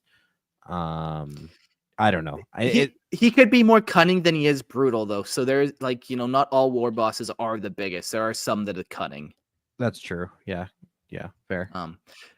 When we were reading the Goro hollowing, they mentioned the Orks had some technology and they were using like bionics, and there's a little bit of that mentioned to me, which kind of tips them into that more Prime Ork category. Yeah, I think you're right there. Like the bionics, for sure. Their use of plasma weaponry, where they're just able to destroy massive parts of their fleet before they can even get close to the planet, Yeah. kind of shows that they have a sophistication about them that's different than the Ulanor empire. Yeah. What I found interesting, so I kind of think, okay, so what are the enemies at the time when these Orks are around? We know the Krorks were fighting the Necron. So what are the Orks fighting now? And maybe a little bit of the Imperium, for sure. The Great Crusade is just kicking off. But the last great galactic player was the Eldar, like Prime Eldar, when they conquered the galaxy right before the fall of Slaanesh, which is right before the Great Crusade. So I feel like this is like a remnant of, they were just super close to being Krork level. They were fighting Prime Eldar, within their technological height. So they would then match their technology level up to kind of meet them. It's kind of my thought on why these guys kind of happened at this specific time. Yeah, it could be. I also don't like to minimize things to just the factions that we know of. Like, there could be an Ork warband just fighting the local fauna, and like over time gets really big. Sure. Or a warband that fights another Xenos race that's like a minor Xenos race. Like maybe even the Men of Iron, was a big contributor. Like there's lots of different factions that could be sprinkled around the galaxy, and especially before the Great Crusade, they haven't been annihilated yet. So there's actually tons of other civilizations out there. Some old human civilizations, like from the Dark Age of technology, could be at war with different Ork factions. Sure. Yeah. Lots of enemies, though. Yeah. What's that other alien Xenos race that's like they're like hunters, the Rakghoul. Rakghoul, that's the one. Yeah, like Rakghoul, imagine orcs that just strictly fought those guys. Like they'd be a different breed, man. Like they'd be totally different set of skills that they would use to like fight those guys. And like there's parts of that where it would probably translate well into other things and poorly into other things too. Yeah, like I would imagine those type of orcs would be even more brutal and violent, like even more just like barbaric to try to kind of counter the rat ghoul savagery themselves. You're like, no, we're the most savage, we're the biggest and the greenest, not so they have to really amp everything up. They start doing the trophy hunting even more just to kind of mimic the rat ghoul. Like, yeah. Okay, And like I go ahead. No, say your thing. It's mine. Okay. Kind of goes. I was off gonna say, topic. like, I just imagine like an orc who's like feral but also has technology. Like he wears like the skull of a rat ghoul, and he's got like plasma like guns like on his arms, or like powered weaponry and stuff. Like it'd be super sick. Almost like yeah. a predator from like Predator and Alien. Oh, there we go.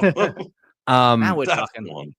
Really cool shout out to a third party company, Puppets of War. They do some really cool orc predators.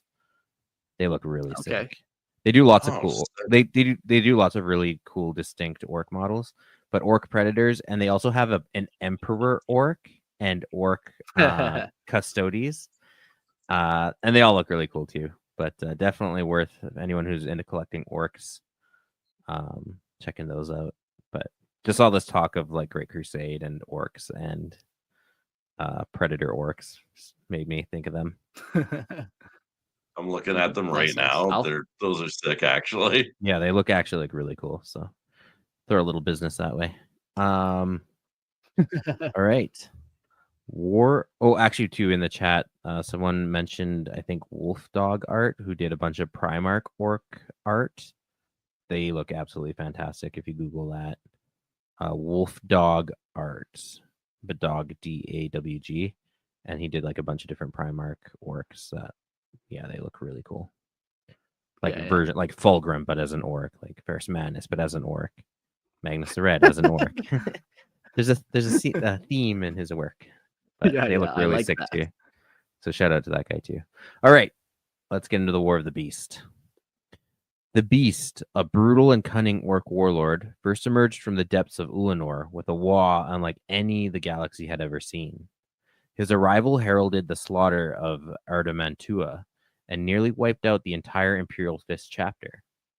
His waaagh was an engine of devastation, warping the orcs under his command into towering, savage brutes, even fiercer and more relentless than their kind usually was. With this newfound strength, the beast drove his armies through Segmentum Solar, decimating entire sectors and killing billions in his relentless push across the Imperium. The beast's strategic brilliance became evident during the battle for Port Sanctus, where he lost an attack moon but managed to reposition another directly above Terra. His ultimate goal was clear: crush the throne world itself. The Imperium, desperate to end the beast's reign of terror, led a massive invasion of Ulanor, believing it to be his homeworld. The beast, however, outwitted the invaders, using the planet's urban sprawl to lure them into brutal kill zones. He intended to delay the Imperium long enough for his remaining attack moon to teleport to Terra and deliver the final blow. So yeah, like this is the level of technology you're talking. They are literally teleporting attack moons, which are the size of moons, and are very much just Death Stars. Like, this is something else. And like to threaten Terra itself, like Terra hasn't been threatened like that since Horus. Yeah, no, level of technology for sure. And one quick little disclaimer just while we're interrupted. The War and the Beast, like kind of Brody's mentioned, it's a huge novel series. Like, what is there, 8 or 9 books or something like that? 12 books, actually. 12, yeah. I have condensed this, believe it or not. This isn't a 12 book little section, but soon TM, as we say here on Lorehammer, we'll do an episode on the War of the Beast. But very cool what kind of happens, and just seeing this level of technology and even how big the beast actually is. And carry on. Also, sorry, just one other thing to like the whole like technology and like their sophistication. It's the first time that you ever see a orc like as not as like a warrior. He goes there as like a negotiator. An emissary. An emissary, which again, it speaks to that like intelligence and foresight of the orcs at that stage. 100%. Vulcan, the returned Primarch, confronted the beast in the heart of his capital, Gorkogrod. In a brutal and savage duel, Vulcan tackled the beast and both fell into a power generator, where the Primarch became infused with WAAAGH energy. Harnessing this raw primal power, Vulcan launched a final devastating attack, detonating the generator and seemingly obliterating both himself and the beast. Yet, the beast was not dead. He reappeared on the attack moon over Terra, revealing his true power and resilience. The Imperium responded with a ritual to counter the beast's WAAAGH, culminating in a second invasion of Ulanor. In the aftermath of the beast's death, after a brutal ritual by the Sisters of Silence and a final assault by Courland, a new and even more powerful Ork warlord emerged, revealing the true nature of the beast. There were 6 beasts, each a Prime Ork, commanding their own WAAAGH, with one identified as the Beast of Beasts. The final battle for Ulanor was a chaotic bloodbath, with one beast slain by a psychic ritual. But the true leader, the Beast, was not so easily defeated.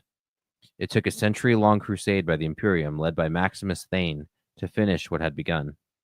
The Beast's WAAAGH crumbled in his death, but the scars of his rampage remained long after, a testament to the brutal power of the Prime Orks. Plot spoilers for anyone that hasn't read the book yet. Yeah. yeah. Also, Oops. Maximus Thane is like the couple- best 40k name ever. Yeah, pretty good. Biggest Stickus McGee over there, Maximus Thane. Yeah, this great name. It's cool that this is kind of a legacy of Ulanor, this planet. That huge empire that we just talked about. The Orks came right back from there, so that almost adds to their they must have been so close to becoming Prime Orks, and then the Emperor came in and Horus came in, stomped them out. And then there's a small resurgent, you almost see the Orks are like, holy fuck, something just wiped us out. Jump up those power levels. We need to come back. Prime Orks now to deal with this. This isn't actually, your standard threat of the galaxy. I never thought of that, but I think you're right. Once they face off against that, the power of Primarchs and the Emperor, that they're like, okay, we got obliterated. Now we have to come back that much stronger, that much harder. And it takes time to build up to that level, which is why you don't see them again for a long time until the 32nd millennium. And then, spoiler, Ulanor, if you listen to our Armageddon episode, is Armageddon. And the Orks are once again coming from Armageddon. Well, we can all take comfort in the fact that Armageddon is now a demon world, lost partly in the warp, being infested by Khorne and Chinch. So no more Ork problem there. Imperial victory. Don't worry. Chalk that episode Imperial victory. As always, great success, guardsmen. Great success. For the Imperium, my lord. And little do you know, Mark, that they're just supercharging demon Orks for the next. Oh, no. Yes. No. Tuska the Demon Killer is going to come out of the portal next. Yeah. Oh, no. All right.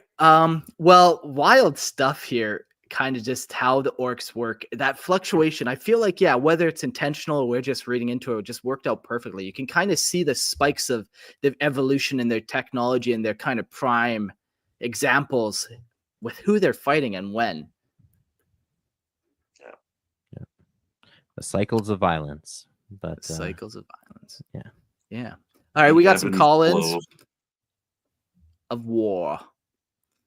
Let's do a couple new people to the call-ins that are normally not around. So let's take care of them first. I think Seth will be up first. If you want to give me a nod on the screen, we can kind of get you in.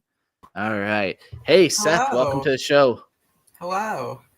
Mm-hmm. Very glad to be here. Can't believe I'm on the podcast. It's crazy. I'm sorry. You guys got me into 40K. It's wild being here. I love that. Well, you can you. Nominate for us for Warhammer Hero, and that's. I will. I will. Do not worry. I am. So I was just wondering, you mentioned Krorks having super powerful weapons that were on par with Catan. You said, what do you think that is? I was joking around earlier saying maybe they have a moon orbiting a planet in a pocket dimension. It keeps going faster and faster, and sometimes they'll just open a portal and send a moon flying out at the Necrons. Oh yes, So definitely. maybe they have like giant plasma cannons, like on the big mech model. It has like a giant. Haven't really looked at it. I play Leagues, of course, glory to the Votan. But I like to imagine they have like essentially just giant like Titan-sized plasma cannons, and it's mounted on like just a regular 10-foot Krork, which is still big, but like you're mounting a Nova cannon on him. He's got it though. He's got some muscles. Yeah, like Yeah. I just Fine. picture the orcs have, they're fighting the Necron, and then they see the Necron regenerating, and they're like, I want to do that too. So then the Mekboys get on that. They're fighting the Necron. They see the Necron come up with teleportation, and they're like, we got to do that too. And then they come up with it. Right. I want surprise works. Orc teleportation just being a bunch of purple orcs loaded into a giant cannon, aimed loosely at the area they're trying to do, and fire. Yeah. Never see it coming. Never see it coming. Yeah. Like it can't. Again, we don't have anything documented written down, so it's all speculation. Pretty much like let your mind just go crazy with what that could be. Like we just mentioned that during the War of the Beasts, that they did have like the equivalent of Death Star, multiple Death Star technology. Right. So, that idea of like flinging moons at places, not inconceivable. Right. Yeah. The Necrons were literally using star gods. Why can't the orcs have a moon grenade? Like, Right. really? No, yeah. It's just a form of throwing a really big rock really hard at somebody. Yeah. Just on a different scale. Once again, orcs do that, so it's not crazy. But yeah. Exactly. Right. Well, I know Jax and Fuzz are waiting. I'll get out of here, but just thank you so much for having me on. It's amazing to be here with my favorite podcast hosts. You guys, oh my God, I've spent so much money on Leagues of O10. You've done something. That is our Don't bad. tell your parents on us. Fuck. It's horrible. Thank you so Thanks much. for calling in, man. Thank you. All right, adios. Thanks, man. Liar, I think we'll get you up next. Liar Ork, hey, welcome to the show. WAAAGH! Hey, boys, how's it going? It's going good, man. Good. It's going good, man. How about you? Oh, pretty good. I'm just, I love thinking about the orcs as like this great filter to all the other factions, and not even just the other factions themselves too. They just not necessarily stop them from becoming too powerful, but if you get too powerful, they'll start rising up. They'll start being this menace that comes after you. It's beautiful. Yeah. It makes me wonder about other fun matchups of like what would happen if you took orcs, and we talked about the Octarius Crusade and what that would eventually turn into, the endless battle of orcs and nids and the super orcs that would be made there. There could be so many fun matchups. Yeah, exactly. I just love orcs. They're the best. Now that you got me thinking about it, what would just an all-out war between just orcs and Tau turn into? Would they just start taking Tau tech and like really like the Krork technology would just come full circle? Ooh, I don't think the Tau are I don't there. think That's the Tau pretty are up generous for of it. you. Yeah. Yeah, they're Very definitely not up generous. for it. Yeah. Right? So how do you feel about Gaz? That's something we haven't really talked about yet. Is he kind of the next evolution that's slowly starting to happen? Do you think we're going to see him reach Prime Ork status? I really think we are. Like he's already doing that that planning ahead, that thinking of his future. Like after he got his ass kicked in Armageddon, he went ahead and said, "This is where we're lacking, boys. This is what we need." He's already started doing that. So like from there, where else can he go? How much bigger and smarter is he going to get just because of necessity? Like, Yeah. it seems to be how orcs work. I can't wait for 11th edition when he's the size of a knight, and then 12th edition he's the size of a warhound, and so on and so forth. Oh yeah, that'd be great. Each edition just gets a new gas model. For sure. Yeah. Yeah, no, it's such a unique concept. I was like jokingly telling my wife about it earlier today. Like, yeah, it's so cool. They're so unique. They like to fight, and the more they fight, they get bigger and stronger. Depending, and she was just giving me the blank look. I fucking think it's sweet.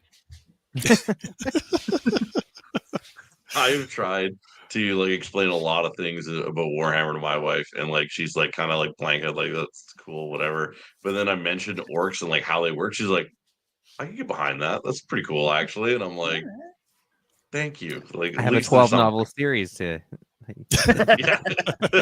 Yeah, I'll download it onto your Kindle right now. You can read it in between your spicy stuff. Cool. Thanks for having me, boys. No other thoughts or questions or comments you want to get out there? Just fucking love you. Love Lorehammer. Anyone who's not on the Patreon, get to it. What's wrong with you? Come on. You heard it from Liar. He would never tell you anything but the truth. Get on the Patreon. Love you, boys. Thanks for calling in. Adios. Thanks for calling in. All right, Jax, I don't see you on the screen. Okay, there you go. It looks like you're ready. Hey, welcome to the show. Hey, everybody. What's up? Oh, just orking about. Orcs, they're cool. We crump them shiny gits. We crump the knife ears. We crump them humies with the power of a goddamn moon. WAAAGH. Yeah, man. Another fun example of just orcs being kind of wherever they are, whoever they're fighting, they're just kind of gonna adapt to that, and that'd be Tuska the Demon Killer. Right? Yeah, exactly. He kind of just becomes a demon, I guess, and fights demons perpetually because that's now his thing, and he likes it. Yeah. Gotta love the orcs. I mean, hey, whatever they believe happens. The one thing I'd like to say, though, God damn it! Like, why are you doing this to me? Bring me on all these orc episodes. I don't want orcs. I don't have time for this. I just got a crude army. Paint him green. Okay. Just paint them green. It's fine. There was actually a question in the chat by, I think it was by you, Jax, actually, saying orcs and crude and doing a little comparison rundown. So close, so similar. Cousins almost even. Cousins. I mean, they eat everything, so they gotta be like blood related or something. Yeah. I've been dying to do a Kroot episode. Like I'm 50 episodes back on Lorehammer and still haven't done a Kroot one. But with those new models and stuff, like they're sweet, eh, Brody? Yeah, man. So Emma got me like just a box of like standard dudes and and then that lone spear one where they're riding the lizard.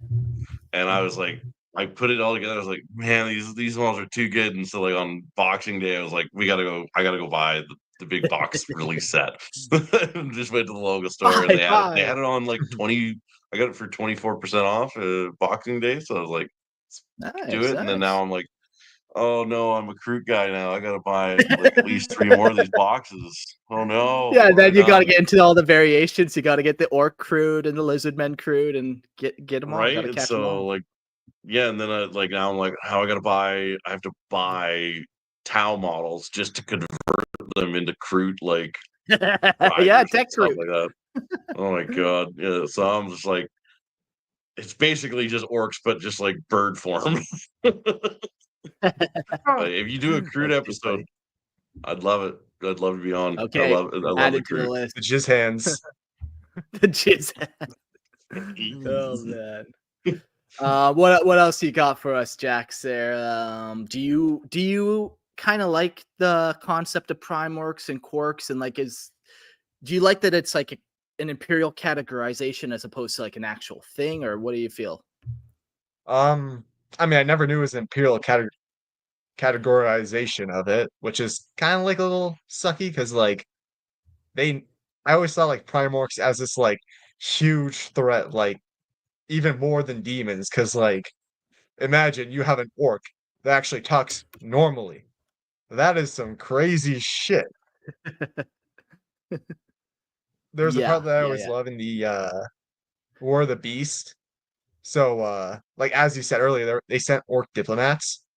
But like the best part about that was that the orcs, those diplomats, spoke High Gothic, and all like the human diplomats were like, "What is going on?" And then like after all the talks, the orcs were like leaving. And they like mutter like, "This is why I hate humans. They're so unsophisticated." Yeah, when the orc is smarter than you, you're in trouble. That's when Yeah. you that's when That was the word I you was know you looking for skipped some earlier grade was school. diplomat. Yeah, and I was like, I can't the words of a D, and I was like, I don't know where to go with it. Diplomat. There you go. The delegates. So you kind of like them in Delegates. their own like tier then, hey, where it's like a very distinct Yeah. new kind of category, almost like how Grots are a thing, Gretchen are a thing, Prime Orks are its own kind of Yeah, I kind of like it thing. more so as like the final boss, like Imperial, like your basic Imperial citizen shouldn't be like, oh, good thing we don't have any Prime Orks. This should be like Grey Knights, like kill anybody who says like anything about Prime Orks. Like, Yeah. Yeah. You know, I could actually see the Imperium censoring that because, like, how the Imperium does know that the threat of orcs exists, but they're looked on as like a bestial, like species. But when people start talking about smart orcs, now you're like, okay, that's we're gonna have to censor some of that. Can't have that Yeah. rumor getting out into the public and freaking people out. Like also too with that, like in the Beast Arises like series, that's the creation of the Death Watch. And the Yeah. Ordo Xenos is like created basically like in that way. Becomes like an actual like Ordo, and like so everybody like I think before that everybody was like, oh yeah, like they had the Death Watch to hunt down Xenos, and the Ordo Xenos is like a thing. Well, do you really think orcs would be the reason for that? No, usually you think like it's the Eldar and they're there to hunt down Tyranids and stuff like that. No, man, the orcs terrified them so much they had to get Space Marines from every chapter, and they had to dedicate a whole part of the Inquisition to it. yeah. Yeah. Imagine And what's like in the crazy too, book, like even a about random that kid. I was just about to say, imagine like some like in some random book, a little kid like picks up like an old history book, and they read the story about like these orcs fighting people on Terra. Like Abaddon, it took 13 tries. For orcs, it took like a few, and then or just one pretty much. Like you're reading through this, and it's like the orcs tricked Vulcan, the Khan, like Gilliman, Dorn with a second attack moon. It's like, yeah, crazy. Yeah, pretty wild for sure. But Yeah. yeah. Cool. Well, yeah, crazy times for the orcs back then. We got one more call in real quick that we'll try to sneak in. Jax, any closing thoughts? One last thing is that I read this like really cool excerpt. Conrad Kurz is actually alive, and he's leading a band of orcs as Krorkrad Kick, Kurz. delete, mute. There we go. Oh, great. Wow. Christian took that upon himself to do. Wow. I didn't know you had the power. Good Did it man. technically. Okay. Wow. Well done. Well done. Well, we got the next call in. Fuzz, welcome to the show. Hey. Hey, how's it going, everybody? Good. Fun Fuzz is a episode. literal term. I didn't realize that. Yeah, right. I take my nicknames very seriously. There you go. I love it. I was just telling before the show, I had a beard down to like here. Like I shaved like 2 days ago. Mucho I think this is beard, the first time yeah. these guys have ever seen me without a beard. No. I know. Yeah, like the joke. My wife has never seen my chin, and probably never will. That's fine. That's fine. You don't need to. My wife thought I was show a chinless wonder. Was her exact words. Oh boy. Yeah.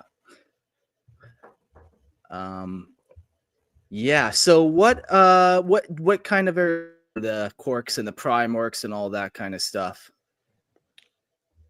I love just like expansive world building and stuff. So for me, like going back to the War in Heaven and having this kind of, you would never expect orcs to have any sort of sophisticated ancient history to them, and the fact that they do, and even they don't really know all of it. I find super interesting, and just like sort of that bioengineered beginnings of them, and kind of seeing how the way they were engineered to be used by the old ones still like trickles down into how they act today. Like, the old ones were kind of like their original war bosses, and they are the ones that ordered them around. When they were gone, the orcs devolved into the infighting, or the Krorks devolved into the infighting. Eventually, got another war boss, more infighting, and just trickled down into what they are now. But those vestiges of their bioengineering are still there. That just Can't keep a good orc down, man. yeah, and just like what they are is super interesting. Yeah. I vibe with like the whole super soldier thing. Like they are the first engineered warriors. They are the hot space take, I love marines it. of the past. Yeah. They're all the Exactly. space Yeah. orcs. Yeah. Like, I wonder if there is even some of that put into seeding humanity. Like the old ones are like, well, we had this success with these super soldiers with their power armor, and somewhere buried deep in like humanity's genetic memory is the idea of super soldiers with power armor. Yeah. Cool. I'm just picturing the intro to Powerpuff Girls where the old ones are creating humanity and they're sprinkling like the mind of the Sugar, Eldar spice, and the body of the orc and yeah. violence, intelligence, and everything deadly. Yeah. Yeah. Oh no, genocide leaks in. And that's how the Emperor was made. Oh man. Um, Yeah, orcs, fantastic. I love every orc episode that we do. There's always just another little bit to do. Maybe the only other question I feel like we haven't brought up this episode is Gork and Mork and their potential to be, would they Krorks that maybe fled into the webway, fled into the warp? Where are we standing with these guys? So that is a very interesting idea. Also, before I forget, WAAAGH. Just gotta get that out there. But yeah, maybe maybe like Gork and Mork were the last two original Krorks, and like they were the ones leading the first batch of like orcs, however many tens of thousands of years ago, hundreds of thousands of years ago, and because the orcs were developed to not be psychic, and eventually some spore had that genetic mutation in it to become psychically active, and now they're because they're the biggest and the strongest, they become worshipped as the gods of the orcs, and it just goes haywire from there. And now they're they are whatever they are, but and the orcs just so they still have them as their gods. Yeah. Yeah, it's a I'll, fun For one. some reason, go ahead. I'll take you up one step farther on that ladder there, Fuzz. What if Gork and Mork are old ones, just like the Elder Pantheon? Ooh, yeah. Ooh. All Oh the yeah, like what if HKR. Gork and Mork are the old ones that created the Krorks? Yeah, Ooh, I like that. Oh, makes man. you think. Right. Makes you Here's another- think. Makes you think like an old. Here's another theory. Makes They're me just think like a Prime the Ork. refrigerated orcs, the Krorks that were in the lab for the old ones, and they've just got like a button that says "Speak to all." Like it's like just a go hit that thing. And like All with very, Prime very Orks, plausible theories. Yeah, and I was thinking with Prime Orks, like these days, there's actually even the potential for them and like orcs as a species to surpass what Krorks were, because now they still have the physical body, the aptitude for building weapons of war, but now they've got psychers too. So imagine you have a Krork Oof. in their power armor with these devastating weapons, and now they can shoot lightning out of their hands. If it gets to that point. I like it. Yeah. Yeah. It'll be interesting to definitely see, like, we've seen a big battle between the orcs and the nids and seeing what happened. It would be interesting to see another big kind of campaign between the orcs and the Necron and see if we get some more Krorks popping up. You know, that, oh, fuck, that's a lot of technology. Amp up, dial that technology dial, Mekboys. Let's get after it. Do you know, has there been anything in any of the books where like the Necrons have encountered the orcs and make some sort of comment about like, oh, you're not what you used to be? You know, they're like kind of a shadow of what they were when we fought them in the past. Oh, yeah, that's interesting. Yeah, no, I don't know off the top of my head, but I'm not saying that's not true. It hasn't happened. But I also like if it doesn't exist, I want it to. Right, exactly. Yeah. Somebody wanted start writing to. that novel. Like, I'll read it. Right, yeah. You want like, you know, was it Emotech you guys just did? You know, or just, you know, any of the like the high ranking Necrons, you know, fight against the Yeah. orcs and be like, oh, I remember when these guys used to be a problem. Thank God they got worse. Yeah, no kidding, eh? These guys used to be 50 feet. Now they're just, yeah, very fun. Trays in the Infinite has like a Krork to Ork like scale. Oh, man, like that'd be- it is. Don't do drugs. Yeah, Your brain on drugs, and it shows. your brain on Monday drugs. Ork. Ork. Yeah. Right. Cool, Fuzz. Any other thoughts before we call this one? No, man, I appreciate having me on. A great episode. Everyone, you know, join the Discord, join the Patreon, join the Imperial Tithe, do it all. Get after it. You heard the man. You know, Lorehammer has people everywhere, including Fuzz and the other caller. And so if you don't contribute, we'll break your knees. I got people everywhere. Thanks, Fuzz. No problem. Nothing like a good threat to get people on your side. Right. Yeah, cool. Well, what a fun episode, boys. We'll do the quick little wrap up and call her a day. Shout outs and whatever. If you like listening to me read lore, I will read your homebrew lore. You guys can write that story that we want to hear. Go check out Lorehammer Listen to Lore podcast, and you can email lorehammerpodcast at gmail.com, and you can submit your lore. So go check out Lorehammer Listen to Lore. Yeah, and if you like the Star Wars universe at all, come listen to me and Jordan take shots at Disney and talk about the wonderful world of Star Wars as it used to be before the big purchase. The time of old in the galaxy far, far away. Yeah. I didn't mention the actual name of it, but the Star Lores podcast. Lores as in like Lorehammer, Lore L. I know it like when you say it, it just sounds like Star Wars again, but it's different. That was the point. That was the point. But in hindsight, when you're doing mostly audio, you were hoping to can get see. those typo clicks where somebody accidentally Yeah. spells the wrong thing and they find you. Right. I hear yeah, ya. exactly. I did the same thing. I hear Marketing. you. Yeah, go check out that podcast. Brody, do you have anything that you want to shout out, or just like yourself? You're a cool guy. I'd Sure. shout you out. I am on the Discord a little bit, so if you guys are on there, you want to say hi, no problems there. I'm also on Instagram. I have like my own little hobby Instagram that I share models on and everything. It's dwarven.horde, HORDE.minis. So Dwarven Horde Minis. Cool. I was thinking a different kind of horde. Yeah, W-H-O-R-E. different kind I'm of still Googling it. Don't get me wrong. I'm Googling both sites. Yeah, but Dwarven Horde Minis is me on Instagram, and yeah, go check me out. I got a couple things on there. It's surprisingly not a lot of dwarven stuff. Poorly named, but yeah. Poorly named, but I thought it was a good name, so I was like, hell yeah! And I thought I was going to do At more least dwarves, it doesn't have but lore in it. So. yeah, no lore, no, just Dwarven Horde. So yeah, check me out there if you want to, and go from there. Sweet. And final thing is Patreon. Go join the Patreon. No new members since the last day I recorded a couple days ago, but definitely go join. It's been growing.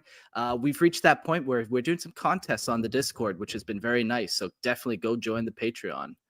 Well, boys, Brody, Christian, thank you so much for coming on me with this Krork to Prime Ork journey, and we'll see you boys on the next one. See you later. See you on the next episode.